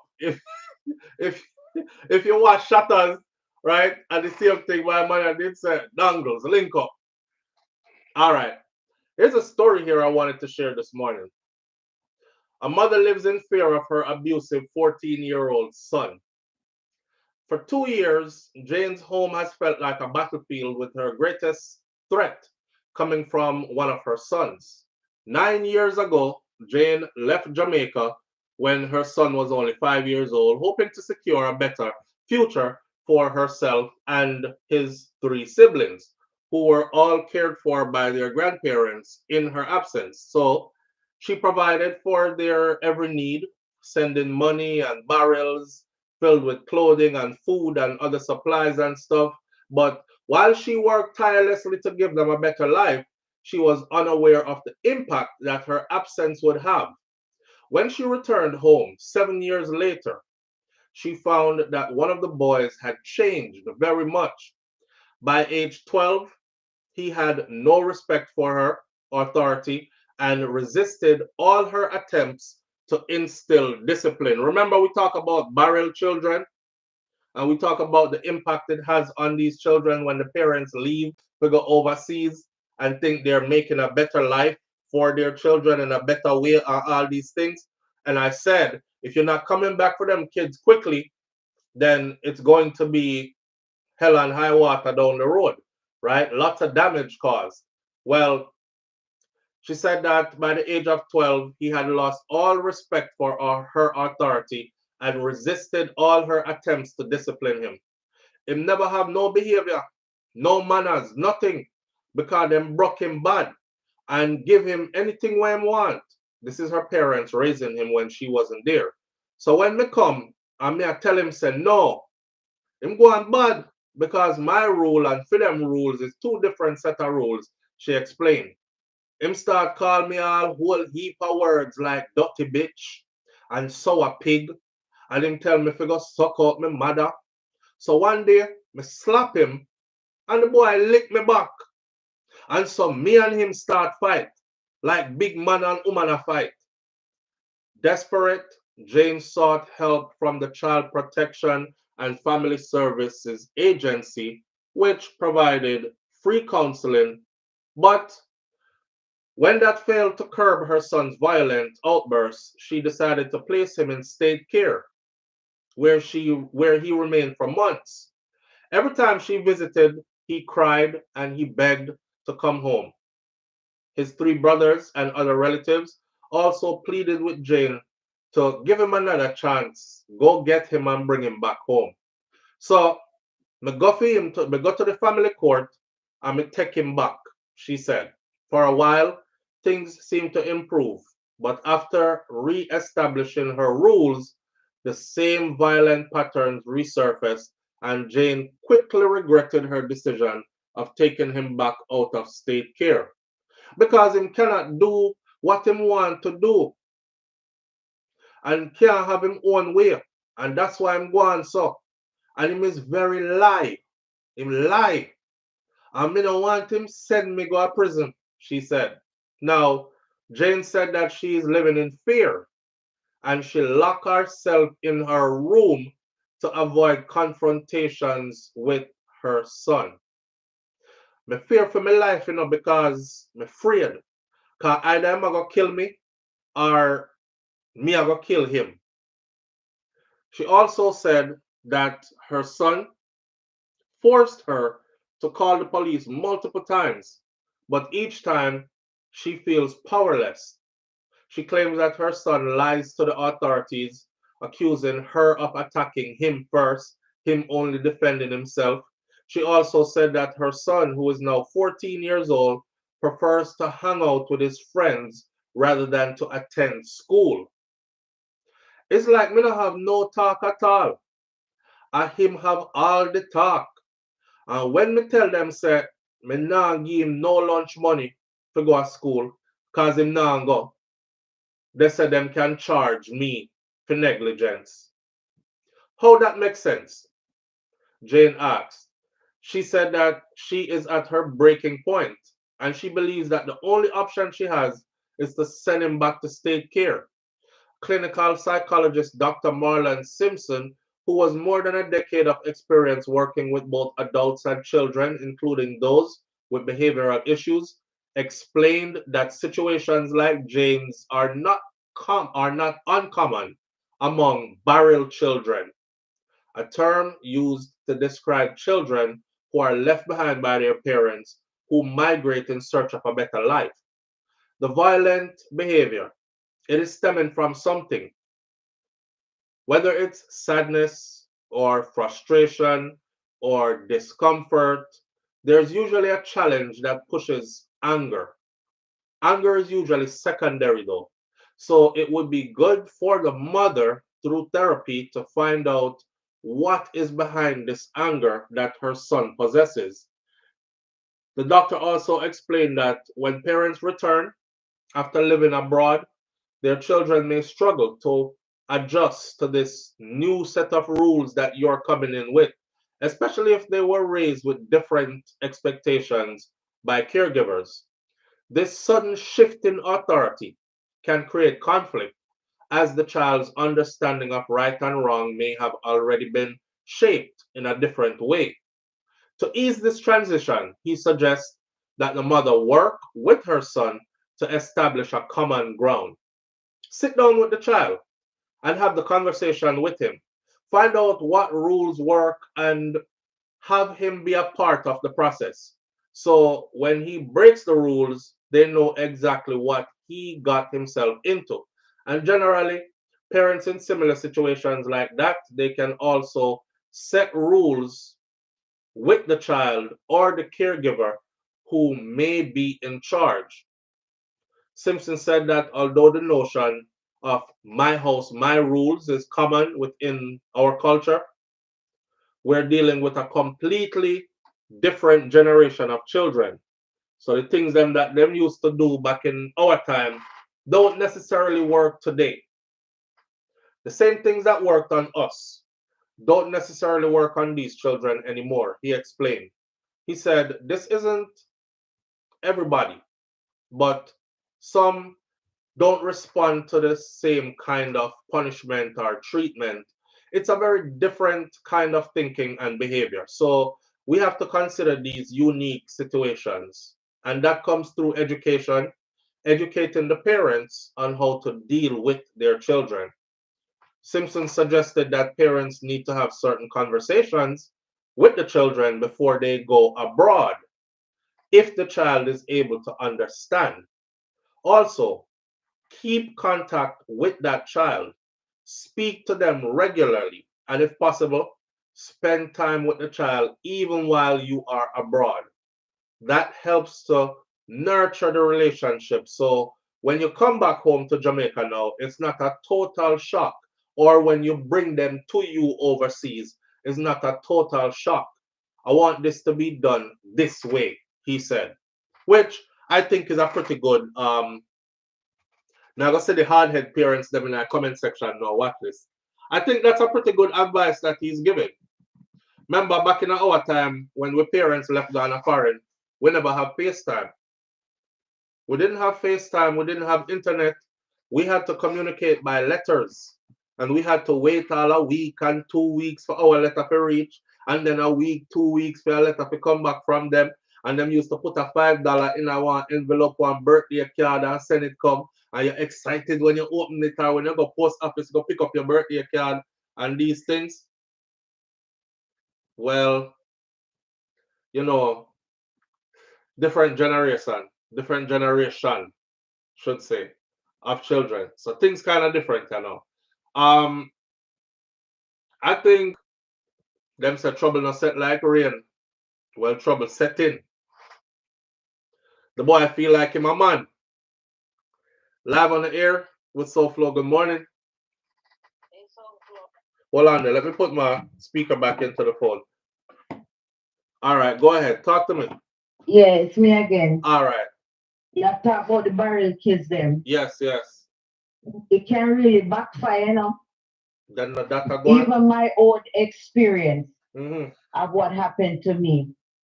My brother was a barrel child. Mm-hmm. I can turn around, get revenge from my mother by doing something to me. That was a part of your story. I remember that Yes. now. Yes. Yes, He was a barrel child. Yes. All right. So yeah, Marie, thank you. You see, Marie's message 411 TV again. That's what I said. Go over to her channel and y'all, I hope her story should be still there. Warner can get it from the start and then build on whatever else content she has there. But that was a part of your story. Your brother was a barrel child and he had such heaped up resentment that he would hurt her because she get the good life, right? And you them carry go a foreign first and left me at Jamaica suffer and these kind of things, right? Not only that, you know, you see how this story with her child, he's angry and the kind of anger we him have. You don't know what happened to them children there when you're not there. I don't hear any mention of a father. That's one. So it's not like she said, well, I left the children and went overseas in search of a better life. And me used to send back barrel all the time and send back money and stuff with all the things they need, but they were with their father. We never hear that. There's no mention of a dad, right? It was her parents that had them and was raising them until she come back. You don't know what happened. Grandparents a lot of the times are a bit slower and them can't really have eyes everywhere and see what go on everywhere and protect everybody like they would like to. So things happen. Things happen to your children them when you left them. And it don't take long for something to happen, you know. A little 2-minute round there so something really bad happened that traumatized that child for the rest of them life. You heard me? A little 2 minutes round there so out of eyesight and something so bad happens to that child that traumatizes that child for the rest of their life. It don't take no long time to happen. We can traumatize them. And who is there to see and oversee them all the time? And then now you gone, them have no, they're already feeling neglected and left out and left behind because my mother gone. People don't really understand you're gone to look work, to send back money to make life better. They don't really understand that. There are a lot of kids out here who are with their parents and their parents are super poor, broke, can't afford most of the things the child need. And the child is oblivious to all this. If them never tell the picnic that the picnic wouldn't know. Because you know why the child happy? My daddy right here and my mommy right here. And me and my daddy, we went to the park and then we went down to the beach and me and my mommy went over there and we walked over there. You're not here no. We bought a whole bunch of stuff and he spent money and I saw dollars and I was counting them and we were making money. That is the least of any kid's concern. Unfortunately, that is the height of every adult's concern. We have picnic. How me I gonna afford this? How me I gonna afford that? How me I gonna you know, create a life where these children now grow up dying of wants, and I can provide their needs and all these other kind of things. We need money too for myself to make sure say we live somewhere decent and all these. So you chase the money, not out of greed, out of necessity. This is why I said to a lot of people, and this is in hindsight, if you already have the children, you have them already, not too late. The horse gone through the gate. But for the people them who might listen this and don't have none yet, I would have said, focus first. Put yourself, may not say get rich like Denzel Washington net worth or something. I'm just saying focus and get yourself to a place where you can financially afford to at least be able to financially take care of yourself and a child first before you go making children. You know, we talked about this before about oops babies. A lot of people have them children as oops. Oops, I'm pregnant again. Oops, inbreed me, you know. Oops, I want me no pregnant. You know, there was no plan. There was no nothing put in place. The two people who are gonna make the baby never look at each other and say, John, and him say, yes, Kerry. John, if you breathe me, how we are gonna take care of this baby? How we are gonna pay our own bills? Average light bill a month now is this much. Where you are gonna work? You know, have no job right now. Me no have no work neither. That mean we don't have no income. You know, it take two people. Anytime we start doing that, we will see better. Then people won't have to run and left them picnic and say, boy, me I look at visa, if we go foreign, go look at work, you know, because things hard at Jamaica and you know we are suffering. Next thing you know, you left your picnic them. There are always vultures around. Always. Predators always are around. And them in our families are not just stranger, they're predatory people in your family, a uncle, a cousin, a older brother, or something. So they always see opportunity where it's like we have a saying in Jamaica, when the cat's away, the rats will play, or the mice will play. Yeah. So as soon as you turn so, them see opportunity for your picnic.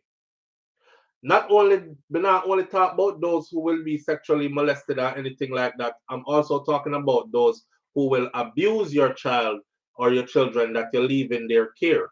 There's another saying that says, be very careful about your children and who they go around or who you let around them, because you don't really know who might not like your child simply because they don't like you. So when people not like you, them sometimes take it out by your picnic them. So again, she come back, her child is super angry to the point where them a buck up and fight, fist fight, and the child is 14 and they're fist fighting and she can't talk to him and she have to lock herself in her room and keep big knife close by. I would say something happened to that child. And he's angry. He's angry that this happened to him and you weren't there to protect him. And it's probably something so shameful and can't even talk about it. Maybe would have said something happened to him. You know what I mean? So, but I saw it go. At SOUFLO, no SOUFLO no member, I'm couple them name Audrey. John, wait, the man named John, wait, woman name? Well, I call the woman Audrey now. John and Audrey. John and Audrey should have planned the baby. And things probably would have worked out better. Karen, all right. Audrey, leave. Karen, come back in. John and Karen should have planned the thing better. So it could have been a better life. So one or two of them don't have to run away. And not only that, I'll even go a step further like this. I say to women, when you're about to have children for a man, because woman and you have the power, you know. If you don't want to breed, no man can breed you, you know. If a woman don't want to breed, no man can breed her in this day and age. This is not back in the day where she talk. Unless it's a situation of rape, right? No man can, and even in that sense, she has the authority today to say, fling with that, because a rape baby. But if she in a relationship, that man that can plan family in her mind, all him want to baby know say you're round and nice and these things, Me love your features. Imagine my features with your features. We're gonna make some beautiful children, you know. All she have to do, you see, is either keep on yamming those pills or go get that something they put under her skin, or get the something where them foam up in her vagina, or get the something where there's like 1 million different things out there where them can get her. You can plan all you want plan. You don't have no picnic until she say, okay, we're stable. We've been together for some time now. Me know you're good on bad side. Me not like the bad side, but me can deal with it. Cause this is where we are gonna build from. Me know me not perfect neither. You know, I love you, you love me. We are build something. You know, me have my income. So just in case you wake up tomorrow and don't love me no more and decide say you're gonna left me and you left me with the picnic them, we not out a road. You know, I see a lot of situations where the woman just, and this might have been for old days, but a new days we live in. The woman them don't like put themselves in a position where man decides him gone. She stuck. She stuck. And she have to talk about me. I put him on child support and then you cost the picnic them because you stress out. You're thinking, Papa, no help me with nothing around you. Big workless daddy. You not help me with nothing around you. Come here, man. So you look like your ugly father and box up the picnic them. Because them look like them father so much. You know? Crosses. Take you up on the picnic them. There are different dynamics to this. Where you know have to put yourself in a them position there to leave your children to go look something. But then again, you know, this kind of also me look at it like if I'm traveling. If I'm traveling and say I'm in, no, I can't look at it like that.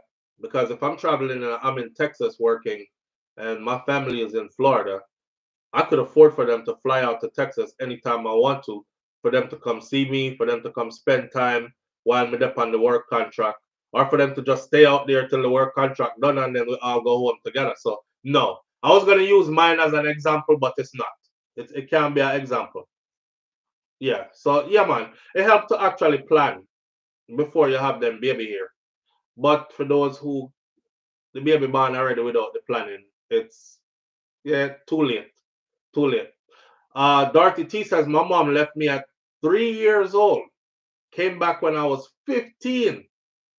Golly, that's long. And I still feel sad sometimes. She left you. I'm not trying to make your mama be a bad person because I'm sure she did the best she thought she could do. But you leave a child from 3 to 15. That's all the most critical years of that child's behaviors forming, that child's personality development, habits, everything that's going to make that child be who they are, even into early childhood and probably for the rest of their life.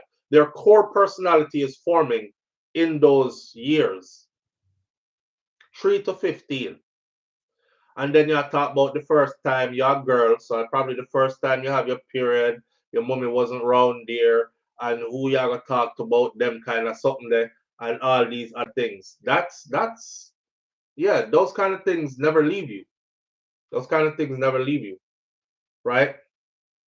Her formative years, Audrey, absolutely right. Left me at 3 and came back at 25. Wait, what? Let's Born TV says my mom left me at 3. I came here at 25 with my kid. Jeez. So your mom left you, period. From 3 to 25? Yeah, your mama left you. And some parents did that back in the day, you know. Like them leave and they told the children them that it's like I've gone to prepare a place for us. For where I am too, you will always be there, or you shall be there one day with me, right? And the child looks so forward to that day to come where I'm gonna be where my parents America, my mother there, you know, and my father they are foreign, you know, and me soon gonna live which part they live, you know. and the day never come. Me see this happening, you know.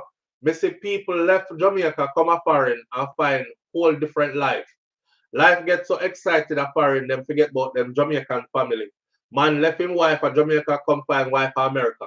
Left our husband a Jamaica and the picnic them, come find husband a America. Start all over again, have new baby, new man, new everything. And the poor picnic them left a Jamaica.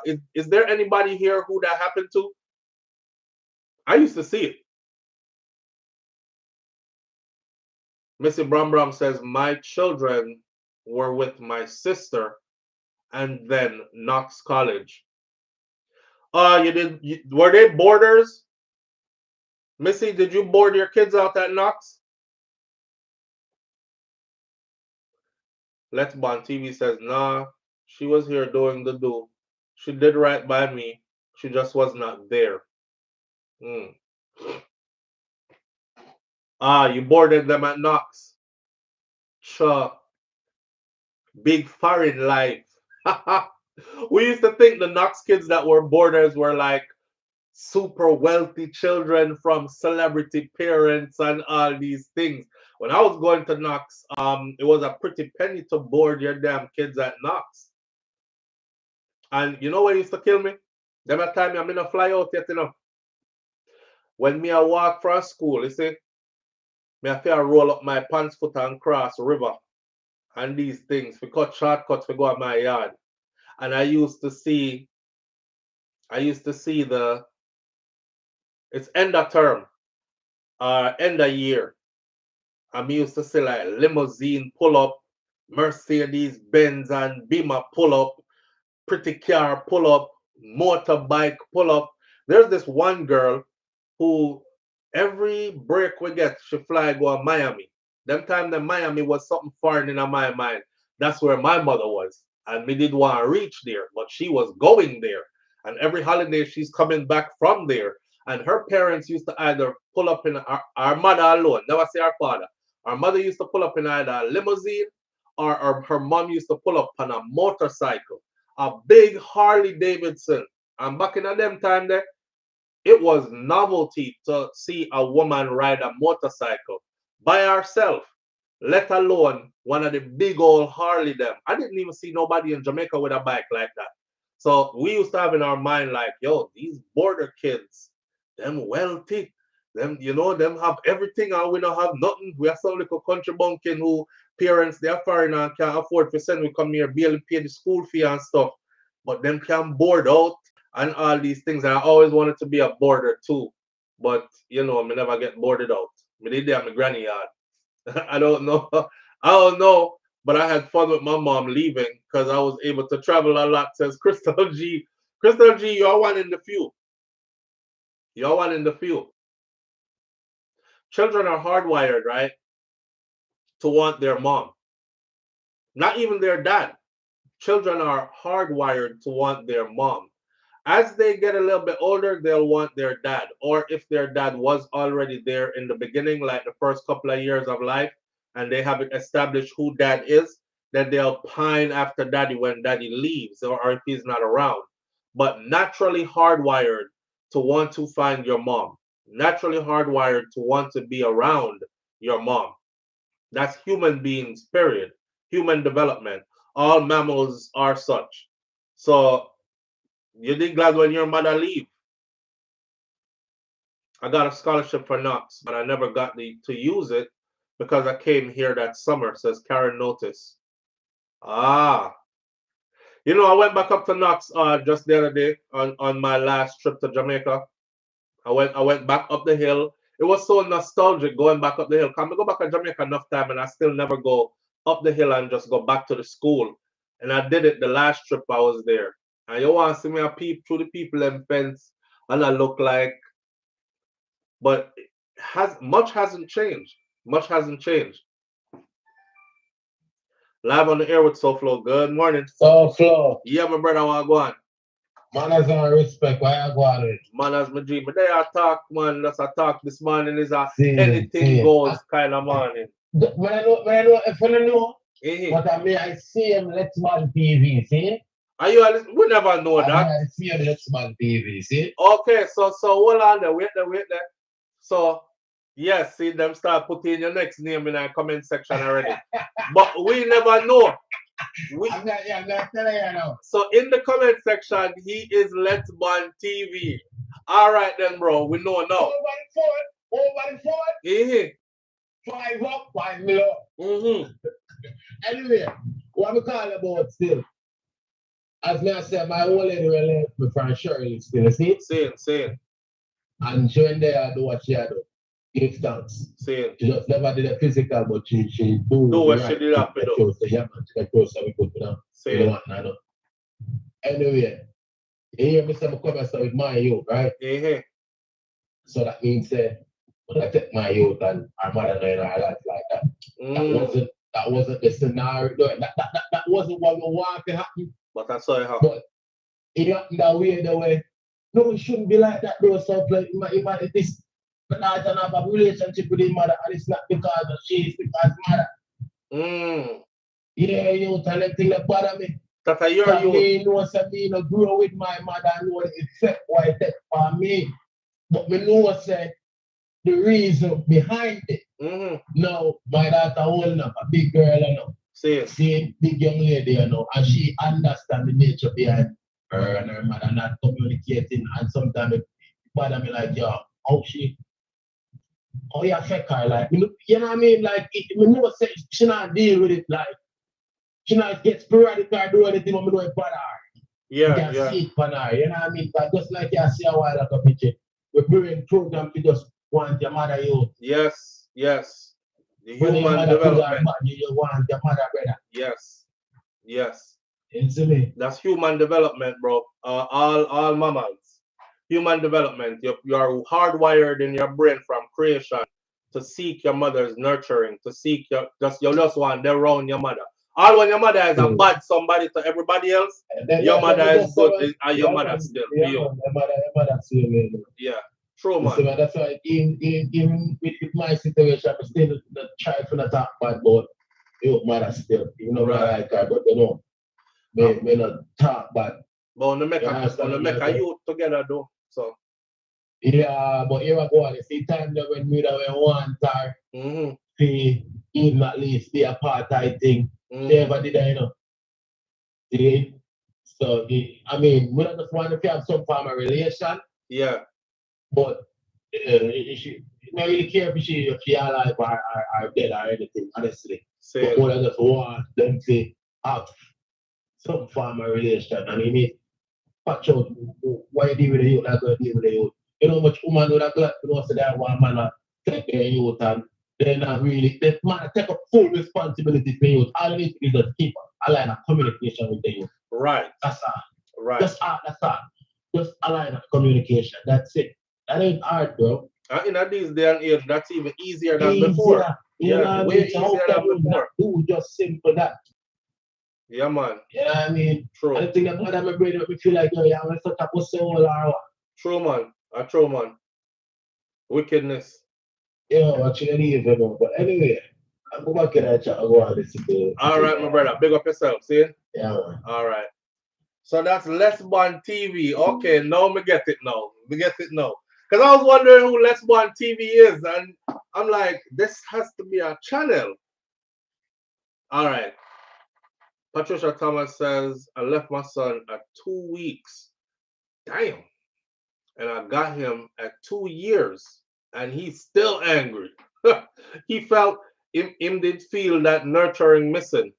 He felt the nurturing missing.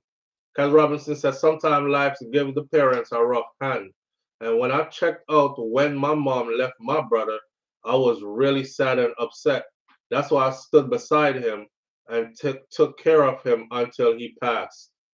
Yeah, life can, Kaz, sometimes, man, that's why I said looking back in hindsight now, because sometimes life is just like that. You know what I mean? This is why I still suggest to a lot of people who haven't done it, like haven't had kids yet, plan them, please, because it'll be so much better. It could trickle down a long way. You know, can trickle down a long way. When you have the necessaries to be having them, you will see.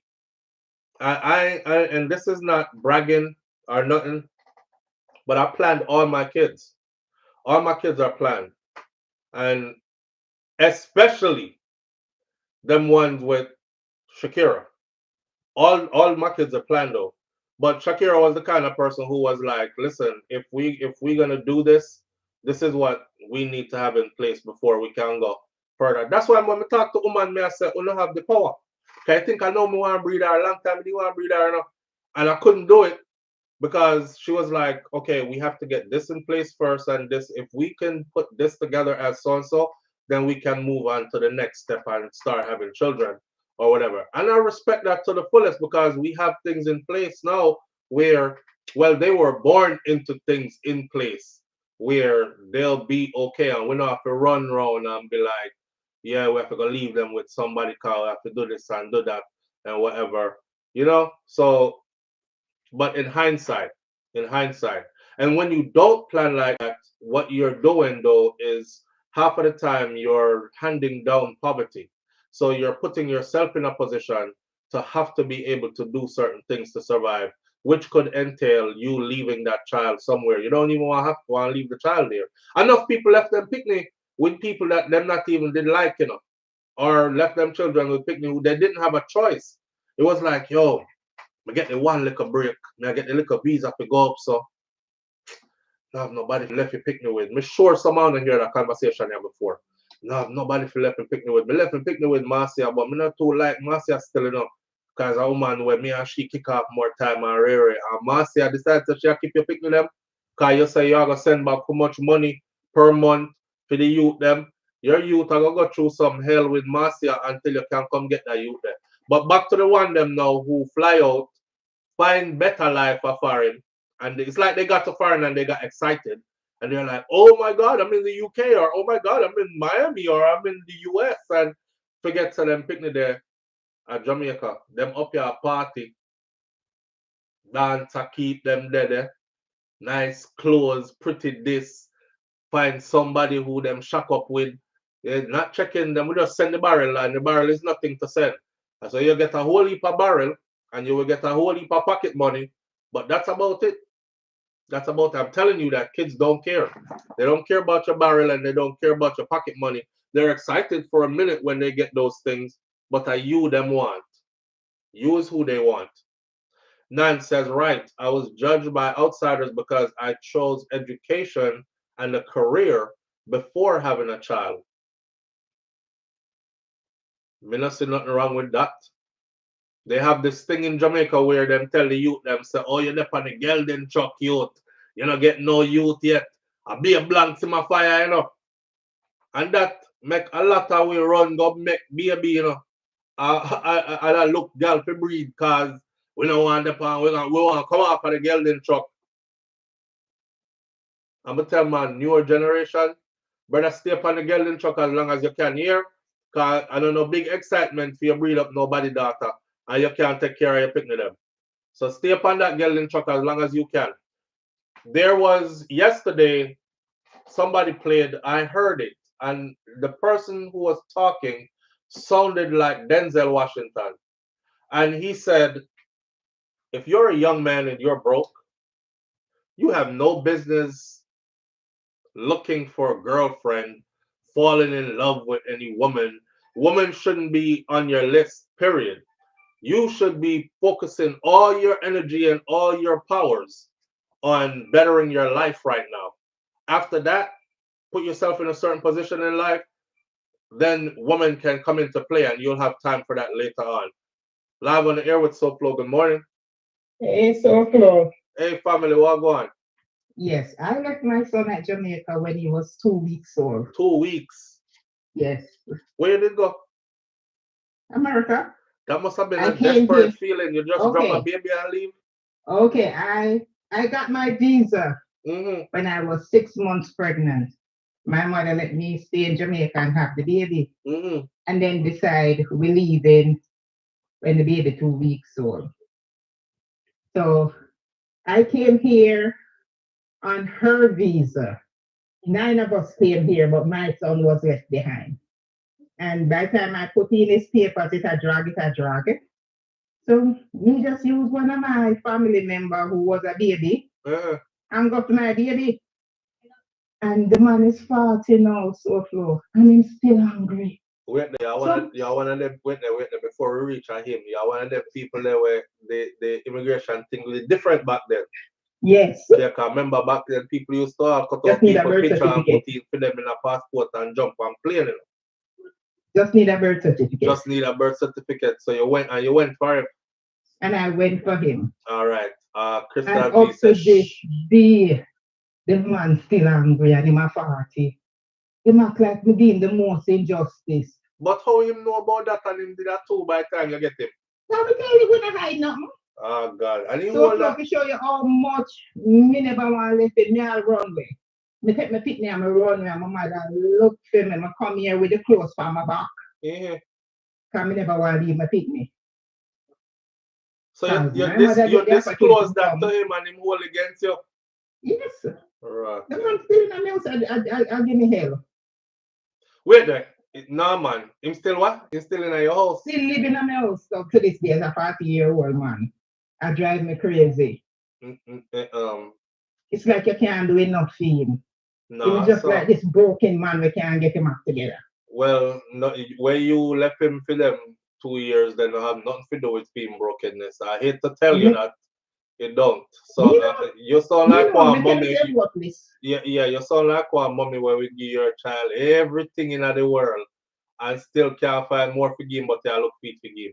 At some point, you might go. I live in Jamaica for 18 years.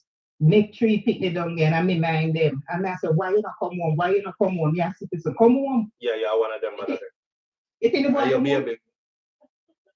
Is your grown man baby? Yes. Yeah. Now the doctor keeps saying, Ma, you can't fix him. Leave him alone. Stop trying to fix him. You see what Crystal G said? What kind of guilt trip is that? It's a guilt trip thing in the pan, mommy. Yes. Guilt trip thing in the pan. You can't kick him out. People when I know them parents to them in them 20s. And then parents will come act like them are parents. You left your picnic at Jamaica from it a baby, you come back when it's 21. Where you sit down and do a foreign. Me know them that yeah, me know them that too. And my mother knows that me was the one where they could go back home for my picnic. So she won't have on the passport because the next day me ready to go back on a plane to Jamaica.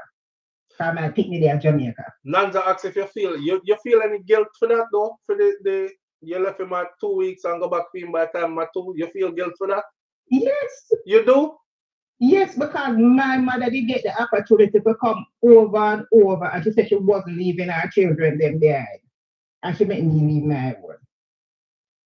Even though I left him with him father. I made it still feel bad. You know how and when I go to Jamaica him, I keep me to keep him from the father. The audience can tell you, you don't have nothing to feel bad about.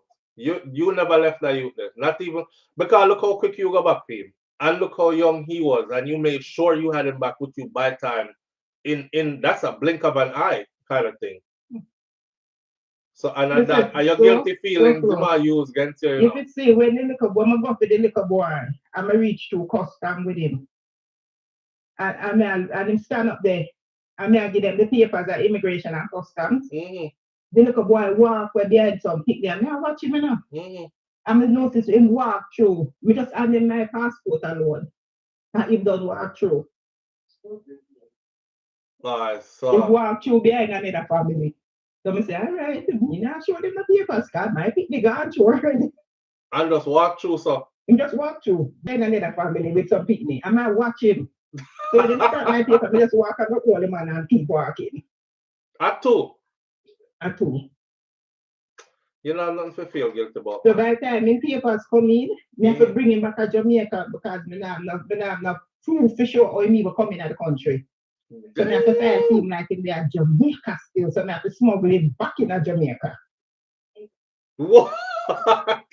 Wild. So him go through his journey. But me know what the mother will leave me pick me and say, okay, I'm gonna enjoy my life and let me eat me and put my baby hungry. Oh God. I saw me staying up. But a good parental instinct were inside of your man. I don't know, some people can't ignore it and cock up tender, eat good and go sleep nice and don't know which part them youth them there. Or if they're eating or so if when them... I go to the little boy, he move one of my family them yard. And for them, my cousin them picnic got up. And I see the baby, them they know with them picnic, the picnic them look nice and dressed up, and my picnic look dirty and so down. Oh God. So down I floor and the foreign picnic them sit down on the table. Man say no man. Something not right here. So I just took up my picnic can go to sex camp, beat them off, dress him, and tell them later. I'm just cut with my picnic. Because the way me did so upset. Them I treat my picnic like second class citizen. True man never foreign baby. Them dress nice and sit on a table and fear sit on the floor and dirty up. Dirty up. And him have all like a foreign clothes them too. And me that in the barrel them same way within the 2-year period. Wow. You see? You see though. Yeah man, but a big man now though. Big man now would still act like an 18-year-old. And give you 3 grand picnic and these things. And not tell me say, oh, my grand picnic to take care of them. I say they make them that hungry. What? I say you pick them that hungry at Jamaica, because I'm in a business with them. You're there, so you pick them there at Jamaica. And him not send for him picnic them, but him not put himself in a position to send them. Me my weapon. Him feel do better than that one. Him feel do better. Yeah, because I'm a big man now. Oh, you want no much house America, you want to live in one else, you're not living in another house then. More than the one where you're living in now, I'm just won't put you out. Yeah, so soon put him out and now put him out, you know. But put him out all the way. And he come right back and you can't put him out. So, and you picnic, me not tell you what to do. Let's stay out of the one there, but don't feel guilty. Him soon come back again too, but don't feel guilty if you know leave him for a couple of weeks, a couple of years and go back and get him. Not never wrong that's all. And you did right by him. So you don't have nothing to feel guilty about. By my assessment, you know, I just the big man part now where he have to go pull himself together. Him not grown. Boy, I don't know if you tell him about that part there. If he had my virgin now or somebody who me could have talked to now, I could have tell him some words of wisdom. I speak like 4 different languages, well educated. So what am I doing in your house? Me no know. My sister keep telling me I need to go to therapy if I have issues. No man, you need to put him out and make him stay out then. But there I think so maybe not happen for him or something. No, nothing for him. The boy, you're Jamaican and you are too Spanish speaking in Spanish. No sir, I put him out and make him go figure it out. It would have to get really bad before Mr. come back again. But some people, you know, you have to put them through the fire, you know, for them realize what them can do for themselves. And if them never go through the fire, them won't realize, you know, that them can do that for themselves. So you might have to get tough love. Them say love is not tough, but you might have to draw a gear of tough love. You don't know. You don't know what's wrong with him. I start feeling sometimes. And him not have nothing like mentally wrong with him or nothing like that. Nothing mentally wrong with him. You know, say like no depression. I don't even know when they know. From around 3 days and I must be at some girl yard. Living free and nice. Free and nice. Hey. Are you spoiling so? All of fiancé in Paris. Are you spoiling so? Are you spoiling so? Why don't they spoil him? I don't know what's wrong with the boy. Yeah. Alright, so I'll go back in the chat. Alright, family. Him life good. Him have extra good life. Yeah, film life real good. You can adapt me too. Adapt me, please. The Jerome parents eventually become babies would deal with it if I come across it. Most Jamaican parents won't put out their children. I don't know why, LOL. I hope did I say that the other day. I said in our culture, that 18 and you're out stuff, that's not real. We don't do that. The only Jamaican them we see do that are Jamaican them will come a foreign and they get foreign minded. And they do that. But we not do that. that's the reason why also in Jamaica you will notice a couple will go through hell and high water and they will remain a couple, right? Everybody have an auntie and uncle couple where them know where they together fight from your baby till now and them still there together. As soon as them reach foreign relationship mash up, everybody got them separate, rape, divorce file, them turn enemies, don't talk to each other again. You know, he's probably waiting for dead left. Well, Pussy G, as long as it's not him a killer, forget it. If he's around, me know one person who's a grown man in his 40s and he's lived at his parents' house his whole life and he won't leave and they won't throw him out either. And when they ask him say,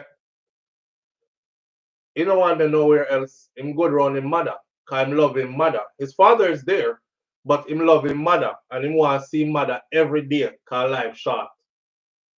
You know, say I honestly couldn't argue with that. In my mind, me want to dictate somebody else's life. You know, it's supposed to be like this, and you're supposed to grow up into a man, and you're supposed to, you know, go get your education or go learn a trade and earn a living and start a family of your own and all this other stuff. That's not how you want life to be. That's not how he wants life to be. He wants his life to be where he is at his mother's every beck and call for as long as life permits him to be that. And him live right there so. And his mother can call him for anything and him, yes, mommy. Like big man still, yes, mommy. From, you can imagine, he been yes, mommy and from him a little boy. And him and his mother like that close for real. And him not left. So people like him, you would say, away upon dead left, they're naturally going to inherit what their parents leave behind. And in his case, he's super helpful to his mom too. She enjoy having him around. She don't complain. And never hear her tell nobody yet say, yes, my son a big man and he's still there with him work himself. She's like, you know, we're gonna do something and do it. No, him still there. Him have picnic out the road, even our grand picnic them always over there. All kind of something. When they're not with their mom, they're over the yard with the father and him him mother and him father, their grandparents and whatever. So family dynamics is, we don't know, man. We can't dictate anybody else's family dynamics. He addicted to nurturing from his mommy, so he cannot live without it. So Sheldon, well done. Flo, well, Jerome Pearson said, Flo, you see me after I duck because Missy Bram Bram a fire shot after me. After me. I just said, me not throw out none of me picnic them. At the end of the day, I film them and them never have no decision in a me. I bring them into this world. See, that's most Jamaican parents. They're not going to fling out their kids. You can live home all when you're 50. You're still there, your parents' yard. As long as you're, in most cases, as long as you're respectful, you know, as long as you're helpful and respectful, you will always have a roof over your head. And even when you go to a road and anything happen, the first thing them tell you say is what? Come home. A home them call for them home for you, you know. Remember say you're there road long time, you know. All if you're married and have family and picnic and man or woman or whatever, when that mash up, the first thing what them say to you, come home. So in their mind, where they're at is always your home. That's a cultural thing for us. Live on the air with SOUFLO. Good morning. Oh my goodness, I got you already. Yes, you did. How you doing? Watch you all the time. Oh, I appreciate that. How you doing? I'm good. I'm a Floridonian also. Oh. And I'm glad that you came up with this thing this morning. Mm-hmm.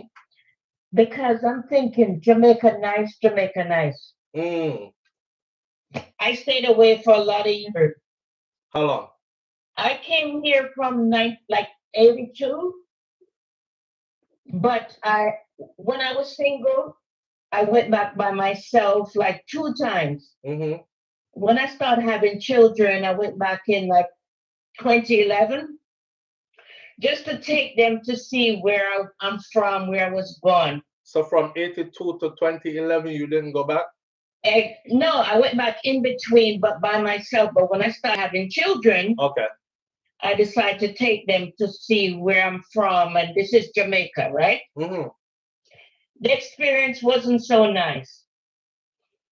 And what then happened? my husband is from Grenada. We go there all the time. Grenada, nice also. What do you mean the experience wasn't so nice? What happened? We stayed at a resort and was a lot of mosquitoes. Then the lady told me I had to pay more money, and it just wasn't that great for me. Right. Anyway, my daughter was turning 21. Asked her what she want to do for her birthday. Mm-hmm.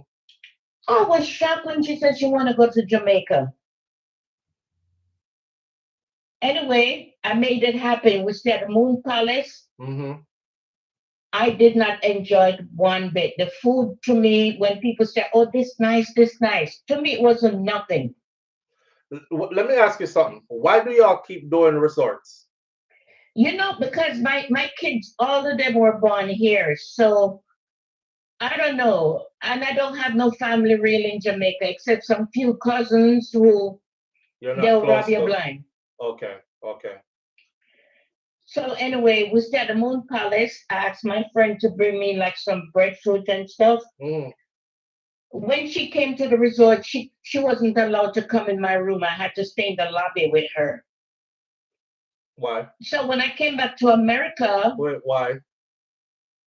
That's their policy. Nobody could go to your room. That's what they do. What?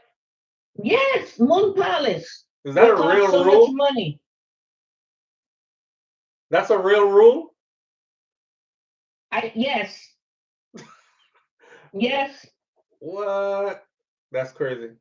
Yeah, check it out. It was crazy. And I say, I'm paying all this money and I can't take my friend to my room. What? But anyway, so Flo, when I came back to Florida, I found myself with 60,000 US dollars. I mean, Jamaican dollars. Mm-hmm. And I said, oh shit, I have all of this because I hid money everywhere. I forgot where I had this. So you say, you know what?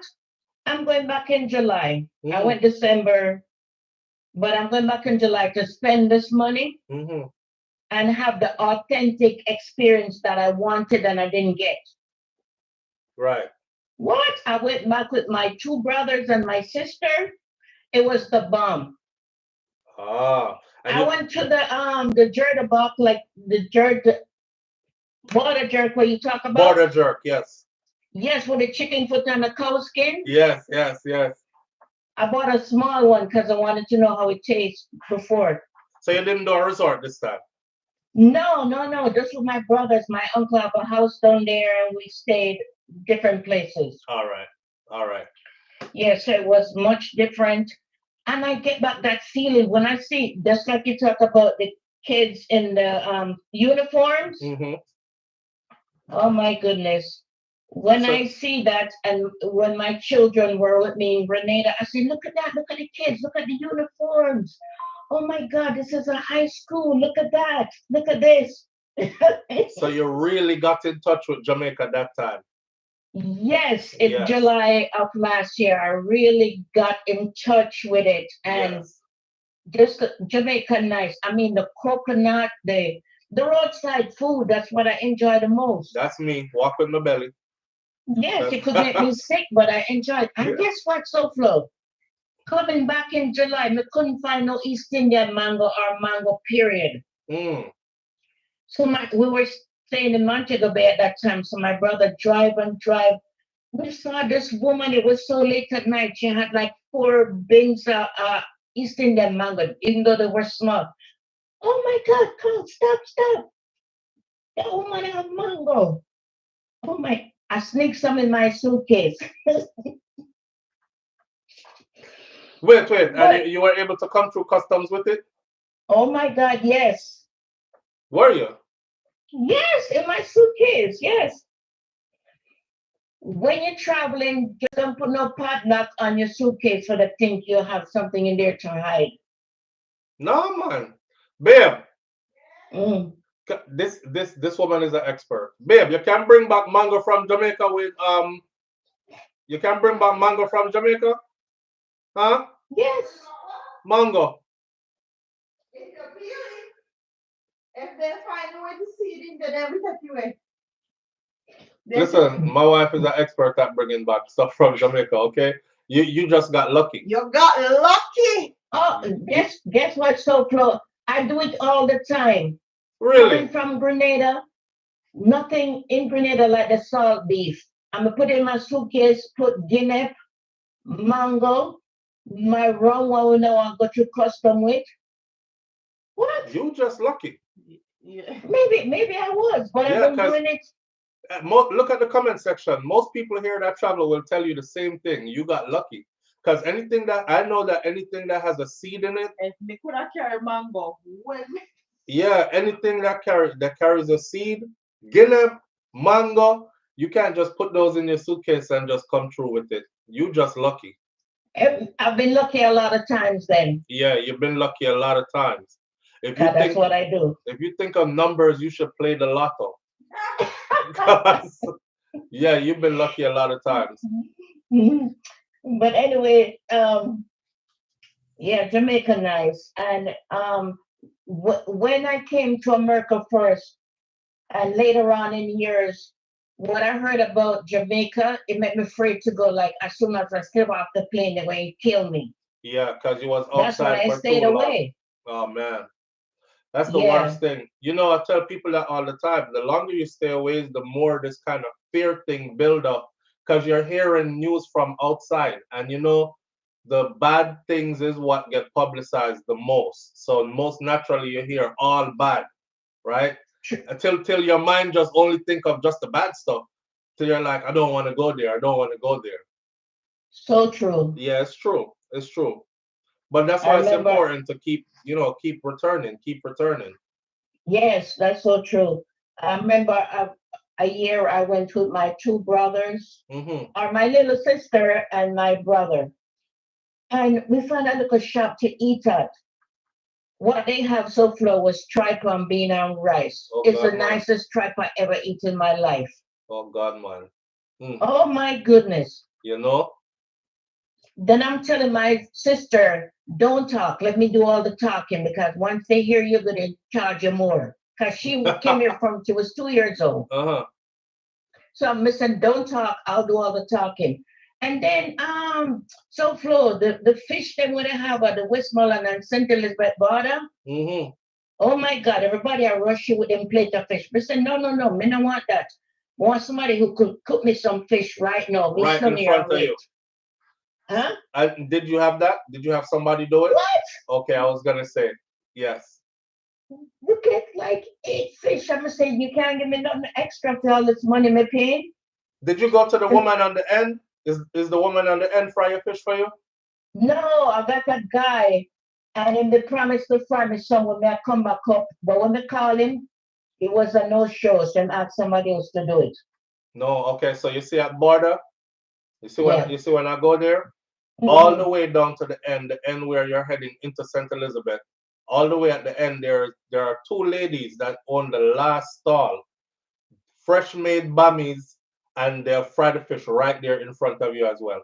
They'll also fry the bammy in front of you as well because the bammy is not made fried over already. It's just made like how you bake the bammy, but that's for you to travel with it, carry it, and then you can fry it over when you reach where you're going. But they'll fry your fish right there for you in front of you. You can either sit there and eat it, or you can carry it with you as well. So yeah, you could have get this fry right there nice, too. I tell you, because me even see one guy there with a crab. I'm gonna say, oh, me can get that, and they have it himself, you know. And him say, you want it? Me say, yeah. And then fry the crab for me. Ooh. So I Nice. asked him how much he wants for it. He said, no, that's yours. But I still give him something. Seeing? Yes. And You know then we want some breadfruit. Oh my goodness. I stop on the roadside, get some breadfruit. And then my brother knew somebody who had breadfruit. We asked them to pick it, roast it, scrape it. Yeah. And you carry that back up with you or you eat it down there? Both. Okay. I don't blame you. Listen, for me, roast breadfruit fry over in the morning is One of the best food you can have, you know. Fried That's back over the in the bomb. oh man. With some ackee and saltfish, Yes, you can't forget that. And some callaloo too. Lord Jesus. You know, growing up in Jamaica, we used to live beside some Indian people, and they have callaloo bed. Eaglers come and buy from them every Saturday. And growing up, when we eat callaloo on a Friday, we think we're so poor. I saw 50 cent bungalow callaloo, a woolly piaget. And they cook that, no meat. I used No, to think of poor people dying for food. some callaloo like that. Yes, absolutely. Callaloo with some green banana. Come on, man. Oh, stop it. Growing up, we had lime in the yard, soursop leaf. And when you have to go pick that and boil it before you go to school, you think you're so damn poor. Where you want tea bag? No, everybody wants some leaf. You go to Jamaica, you want to come back up with some leaf. No must. And I don't even know it's a breadfruit leaf could I eat or drink. Yeah, and guava leaf, I never know so guava leaf is a great fighter of the big C. You know what I mean by the big C? Yes. I didn't know that. Soursop leaf too. Yes, I never know that. I know about soursop leaf. I didn't know about guava leaf. So I'm sure in Clarendon you have breadfruit tree, right? Yes, man. When the sucker them used to drop out from the tree, you know that look at a hot dog on a stick or something. I see somebody make a meal out of that. Yes. I never know them boil something. it and fry it. Yes. All part of the tree good. Even the roots. You see how we were surrounded by all these things and we didn't even know? Oh my God. The herbs are for the healing of the nation. We need to stay off of man-made drugs. And it's all around us. All around us. Yeah. But you can't get that here. Oh, SOUFLOTV. You know, my husband is from Grenada. And whenever we go back there, he just has so much damn energy. He's 62 now. When he go back there, that man is like he gets a new different kind of energy. In his element. In his element. Yes. I went to Grenada and came back pregnant at 45 years old a couple years ago. It's where I'm gonna go eat and drink. It's like every damn day. Yeah. You're sweating, it's hot. You have to have the AC on, but all you want is sex every day. Listen, what is? You see, and you're detoxing. That's how your skin is just letting out all the impurities. You're detoxing. Instantly when I reach Jamaica, that's how I feel. Me sweat, you see. Sometimes I used to be embarrassed how me sweat heavy. Like, Lord, you know when nobody see me come, me wetting on my face as me hit airport. So after a while I was like, you know what, I don't care. So when people see me now, them say, oh yeah, detox.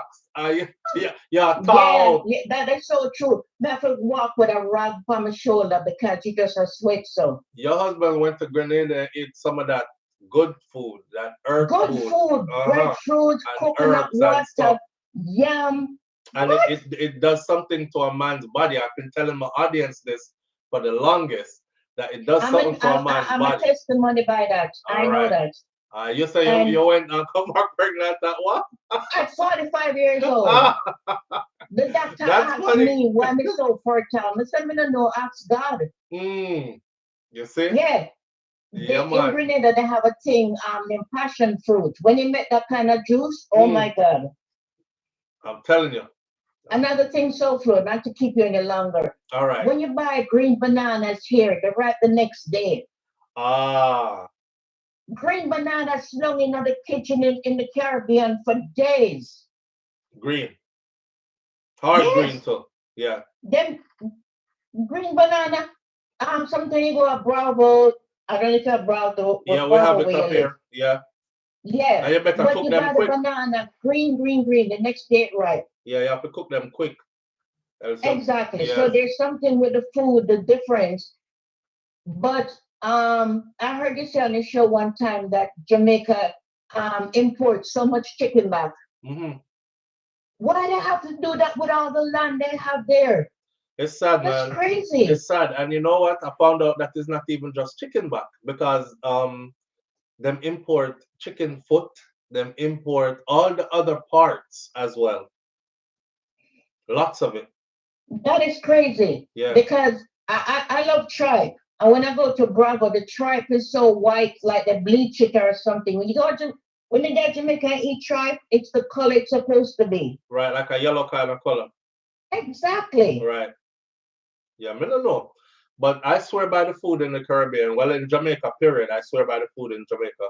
And I know for a fact that it does something to your body that I don't feel my body doing when I eat food here. When you eat food here at SOUFLOTV, don't you hungry every half an hour? When you eat food in the Caribbean, you eat breakfast. It's a heavy meal. That's a fact. It just keep you. That's a fact. Yes. That's a fact. Even my wife was saying it our last trip. She was like, baby, no sister, we not eat nothing the whole day. Because we ate in the morning, and if it was up here, we would have ate again and again and again. But I discovered something, and I'm going to say it again for everybody who's listening. There is something that this is actually real. There is something that is added to the food here that blocks your receptors in your brain that tells you that you are full. So you always feel hungry and feel for more and feel for more. That is why you eat so much when you're here. It's not in the food in the Caribbean. So when you eat there, you full instantly and you feel full for the whole day. Even dinner time coming on, I'm like, what for dinner? Boy, I'm not know enough. I'm not even hungry still. Not really hungry, right? Right. But guess what, SOUFLOTV? That's why they call it slow kill. It kills you slowly. The fast food over here, what they call it fast food. If you notice yourself, when you go to the drive-thru and they take longer than 10 minutes with your food, you yourself getting angry. What the hell? It's supposed to be fast. You want to just microwave and go. You know what's fast food for us? Our original fast food.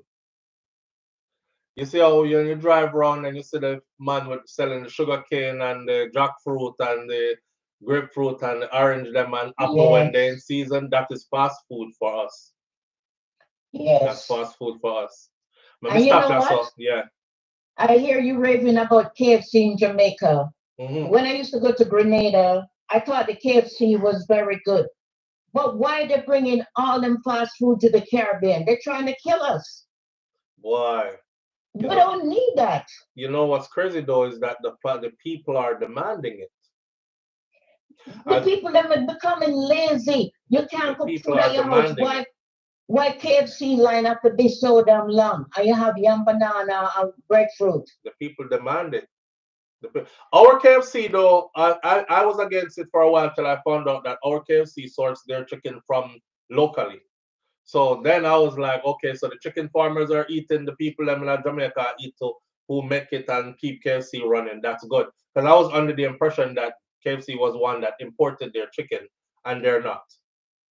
You know, when I went to Jamaica last year, I didn't try it because I said, I don't want chicken, me chicken almost all the time. I want what's here now. You understand? Right. You have to try Jamaica KFC though. Try Jamaica KFC though. I will. All right. But anyway, nice talking to you. All right, my friend. Same here. I appreciate you calling in and sharing with us. Yes. Thank you. All right. Manners and respect. All right. All right. Yeah. That was a good little piece of conversation right there. Kaz Robinson. Kaz, I saw all the other comments them. I just couldn't read them out. Kaz says you have to wash the green banana them when you buy them in foreign and they will last longer if you wash them. Really? That means that there's something on them that ripens them then. Them stop turning on them stove. Boy, you ever see KFC line in Jamaica? This is any KFC you go, any KFC you go, boy. The busiest KFC I've ever seen was Montego Bay, Westmoreland. KFC long till the line gone down the road and around the corner. Me I say, no man. I think it was a holiday that we went there. It was around Christmas time. One of them year there, Christmas time, New Year's time. and everybody must decide so them not cooking. Boy, KFC makes a killing. Whoever owns those franchises, them will make a good chunk of money out of that.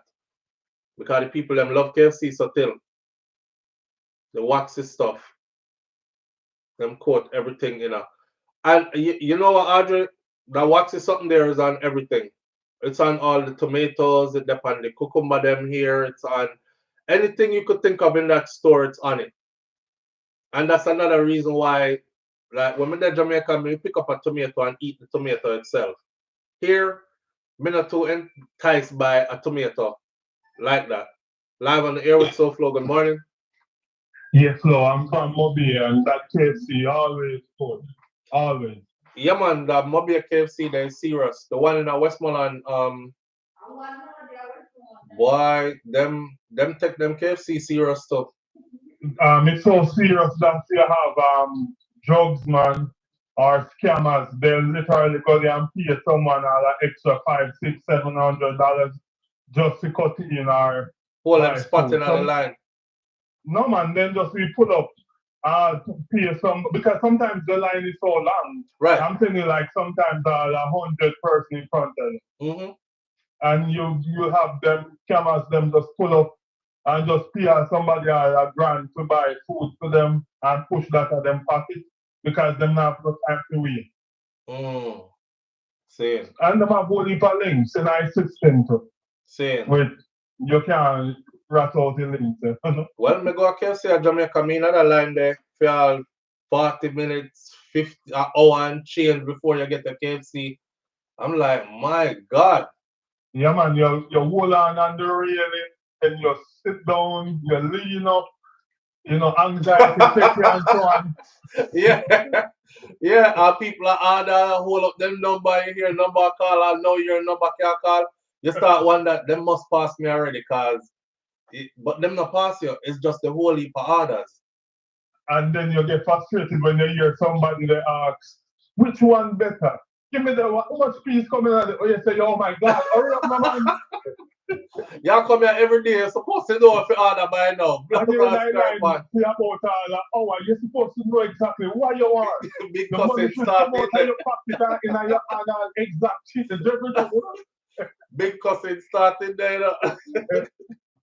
But what the lady said about traveling with food, it's very tricky. I mean, I assume you know to drive standard. Yeah. Fix it. No. And you know you can change gear without even syncing the clutch. You just have to time the engine. Yeah, I mean, I know all that, bro. You just talk Spanish or something to me, because I don't know none of that. Okay, well, traveling, you want to travel late time flow when everybody's tired and them about to change shift. And they're not really watching. I mean, then just know, I can't bother. I don't want to go through that big suitcase and be counting stuff right now. I just need to go. Just really? Go on, man. Just go on. Yeah, man, you have certain, if you know the right time to travel, you can carry anything. That never worked for me yet. Maybe because I always travel at the same time. And true, I believe that you can always beat any system. So many times me carry June plum, fruits, other fruits, and me always go to luckily. Me even remember the last time my brother come visit me, he saw a lot of fireworks in one of my closets. And me seen WhatsApp status the next day when he reached down. And I pay fireworks in my bus say, if they ever catch it. Because you can and you get through with it. Yeah, and you get through with it. And because it's a lot I had. It's not like three, it's like a lot of fireworks. And when me look, me say, oh, this man not even know the risk of he just losing visa.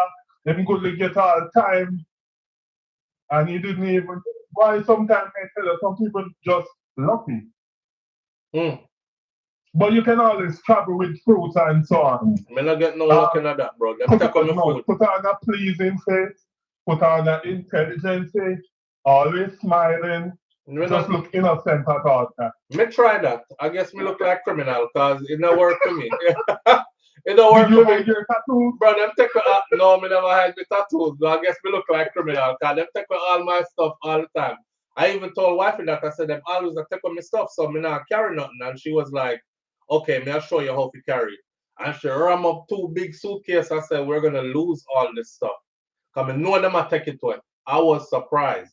So ever since she did that, when we go up, me make sure say she pack everything, and we never had a problem when she pack it. So there's, instead of telling people them about try your luck, me I gonna tell them a better thing, which is don't have the seeds in anything that you're going with, and the skin for some things also, and you'll be okay. I go through a line before and then take you lay the mango and say, them all throw it away. She asked what not with it and said throw it away. Yeah, man. God said, give them the thing. And she just start eat them and bite them right there. My auntie did do that too. And bite up the whole of her mango them. My auntie say, a thief will not carry mango go around us, so them and give them to the family member. She bite each one of them and put them back. You used to have some brethren that used to work at the airport. And every day them come home with a rum cream and stamps as this. So they don't always throw them away. Or if you give person to dump them must touch them out. And then imagine them carry your things that all resell it for half price. I saw. Crystal say you can't get away with anything if a Miami internationally are coming through. And Miami them always drip me up at it. So I believe that. I never got away with anything in Miami International. That's facts. Try this also. Get your child knapsack, put it on her back, and always just carry the baby in your hand, and you're just a father that with your child and so on. And you know people always have weakness for baby. No, sir. Me not go through all that. Because when me lose my stuff, me I go mad. So me not go through all that. Me just gonna do it the right way and done. Yeah. I make the charge your arm and a leg. Yeah, me pay it. Me prepared for pay it. If me put it in the budget when me I travel already. Me say Shakira, I go pack up them 2 big old suitcases there. It gonna cost you like an extra couple $100s to carry to clear them. So me make sure that in the budget already. Miss Lady don't play. She pack up the things them heavy, you know, bro. Me I talk about suitcase. Each suitcase weighs, so your suitcase is supposed to weigh what, 50 pounds? Anything after 50 is overweight, right? Yeah. Yeah. When my suitcase them reach past scale, I come back and say 102, 110. And so she do the suitcase them when we come back, you hear me? So wait, they shop fried fish. Fried, yeah. Fried fish. But fish up here cheap proper. I know the same thing, brother. So wait, all the fish them different. All the fish them different. All the fish them different, bro. No, yeah, go through extra with this different thing. No. Man, no, bro. No, me I tell you, all the fish different. I just say I see a ocean. Gerald say I the same ocean. I the same ocean, but the fish are not the same ocean neither. The Caribbean Sea is different from the Atlantic Ocean, and a different fish, and them taste different. Them definitely taste different. So yeah. Me not try none of the stuff them when you tell me to try. Me I go and do it to you how me know it's supposed to done. I save me little money and make sure me can pay for bringing my bag them here. Alright, mama. Alright, manners. Next thing they call haul and pull me up. The first time that happened to me, the lady, the custom lady said, aha. I said, I'm telling you the story before. She said, aha. Like she find drugs or something. Me say somebody plant drugs in my suitcase. A prison me gone now, you know. Prison me gone. It was my damn sugar cane. My grandfather used to farm, right? And the fattest sugar cane me ever seen in my life. That sugar cane was, the circumference of the sugar cane was like this thick. One big piece of cane. Me say me I carry this go back a far and go show people how sugar cane look when it grow at Jamaica. They took away the big old thick sugar cane from me at the airport. Aha! Live on the air with SOUFLO. Good morning. Good morning, SOUFLO. Morning, family. You may remember something when my mother had me as a child in the fish smuggling business. She sent me to Jamaica for the summer and said she wants freshwater fish. So we buy the freshwater fish, freeze them individually, wrap them up in foil and newspaper. About 50 fish in my suitcase coming back to JFK. So I was traveling with a friend, and I have a market, it's Utica market I have. And knees are knock and a shake because they say, hold on, lady, young lady, young lady. All right. So remember, me, I have like 50 fish in my thing, And the officer asked me, so what you have? What you bring? Just some bulla. You know bulla? And he said, yeah. All right, you step to the side. And then my friend, who only had like a grape soda, D&G, he said to her, open the bag. You open the bag. And I don't know, it's only God. He let me pass with my 50 fish. So thank you, JFK, and thank you, God. Because you know what? He could have get a bonus that year from me alone. Yeah, they would have gave you a fine too. I think it's like $500 or something like that for the fine, or even more. Yeah. So God was looking out for me. And we escovitched the fish. So thanks to God. You escovitched it when you was carrying it up? No, it was raw. Rotted. Oh yeah. It. Oh yeah, they would have fined you. Yeah, they wrapped it up in newspaper. My grandmother was cussing and said, my mother put me in that situation. Everything smelled like fish. She want freshwater fish. She want freshwater fish. I see our chest high. All right. Take care. All right, big up. I tell you where 1 year my mother tell me about she want Roman raisin, Ray and nephew. Me never know so them have no Roman raisin, Ray and nephew. Boy, I not lie, it tastes good too. So I went to Jamaica. I was looking around for it. I couldn't find it. It come down to the time where I was coming back, flying back. I still couldn't find it. And you know how that go already when it's mommy. You want to make sure you find what she asks for, right? Because anytime she go to Jamaica, she always bring me back stuff too. So I want to reciprocate. So I try and look and find it. I eventually found the Roman raisin. I think somewhere in Westmoreland I find it. And I brought it back for her. No problem bringing it back though, but it was a big bottle of Roman raisin, Ray and nephew. I don't know if you ever had that before. Hello, majority of the fish in America is farm raised. So our fish them raised free. I'm from Kingston, but my family history is from Belmont. RR123 said, no caller, you did not get away with anything. As long as the fresh fish is frozen, I bring fish, shrimp, and lobster. Raw?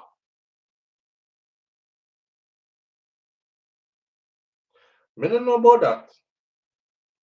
that. But you should know, because I wouldn't chance that. I wouldn't even chance that. Me, I fry the fish them all the time. I thought that you couldn't do that. Because I watch this show that's called Border Patrol or something like that. U.S. Border Patrol. You have UK Border Patrol, Canada Border Patrol, U.S. Border Patrol. I watch U.S. Border Patrol all the time. And they always take away them people's fish. Chinese people be trying to bring back fish from China and all these other kind of frozen meat. And they always take it away from them. Live on the air with SOUFLO. Good morning. Hey, SOUFLO. Good morning. Hey, family. Yes, I'm calling him. Yeah, you sound so low, though. If you have us on speaker or Bluetooth, we won't be able to hear you. Oh, all right. Let me take it. I don't even know how to take it off. Hold on. Yeah. There you are. You can bring fish. I bring it all the time. So I used to see them take away. I see them take away people's. No. Let me tell you what happened. When you go to immigration, if they ask you what you're carrying, as long as you're not carrying anything illegal, tell them what you're carrying because they already searched that bag. So be truthful. Say what you have in there because they know Jamaicans. They already know what Jamaicans are carrying because they're used to it. So when you tell them, I have little fish, I have some bummy, I have some dry surfy, one this, that, and the other. As long as it's nothing illegal, that they don't allow, like you said, anything with seed and some skins. You peel it, you de-seed it. But once it's fish, both raw, you freeze it or fry, you wrap it up in some cellophane wrap and put it in a file paper and put it in your suitcase. Do it every time I travel. And yes, like you say, yes, and like you say, it not taste the same. And a lot of fish here, when you go there and say wildcat, it's not. They cannot supply the population with fish. So it really isn't the same. My husband really not eat fish.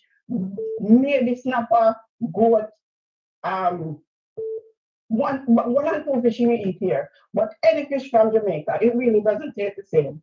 Yeah. Thank you, darling. All right, I appreciate that. Thank you. All right. All right. Yeah, I'm reading right now off of their website, and they said that meat, raw fish, and like other types of seafood is allowed through customs in the US, but you must declare it with US Custom Border Protection, and it's subject to inspection to ensure that it is free of pests and other diseases. And then there's a long list of stuff that you can carry. Live fish in clear plastic, spill-proof containers are allowed, but must be declared. So as if you declare it. See, I never know that. I just thought you had to fry them. Everything had to be fried or cooked in order to bring it. I never know you could have bring raw fish from Jamaica come here. And the amount that you bring, the amount of seafood you bring in should be what they constitute to be personal use. It can't be anything more than what they constitute to be personal use. CBP will inspect your seafood to ensure it's free of diseases and pests also. And meat and poultry, you must be aware that the regulations for those are very stringent, and you may not be able to bring in fresh, dried, or canned meat or products from certain countries. So it's from certain countries. I saw somebody say it in the comments too. Live on the air with SOUFLO. Good morning. Good morning, Dr. Bro. Good morning. Morning, family. What going? Yes, man. I'm just telling you what the other person is saying there. Yes, you can bring back frozen fish. Yeah, you have to have it frozen.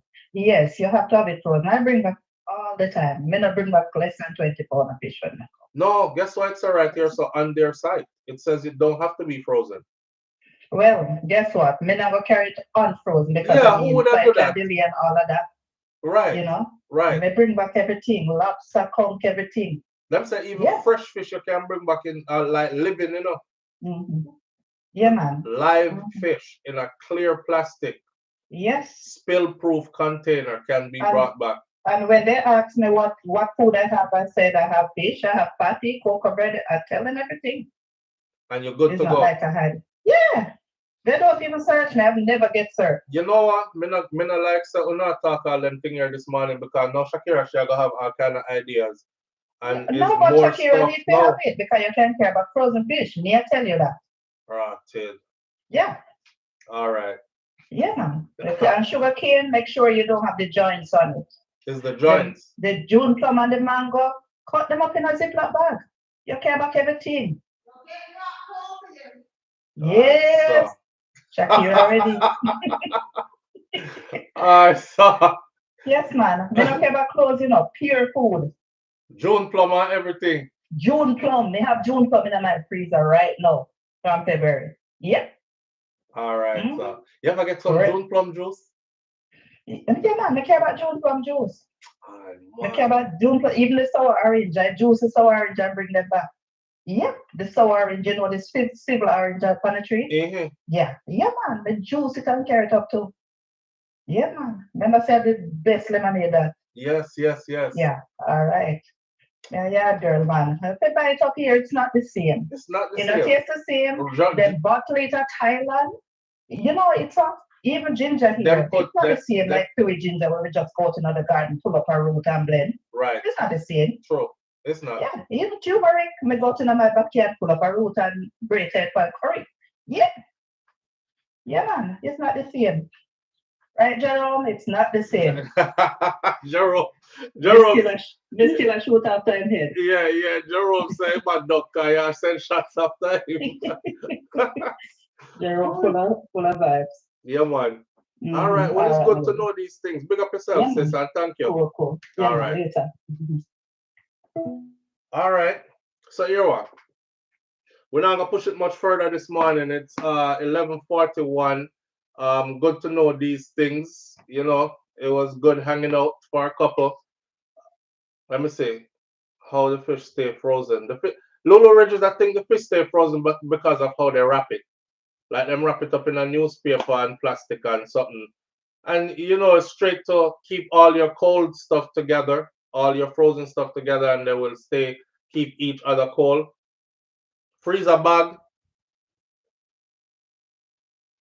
Jamaican earth is full of minerals and the air is filled with sea breeze. That part. I like that caller, real Jamaican. Says Sheldon, well done. All right then, we learned a lot this morning. So you know, it's a next trip, what that mean. That probably mean one extra suitcase to rotted.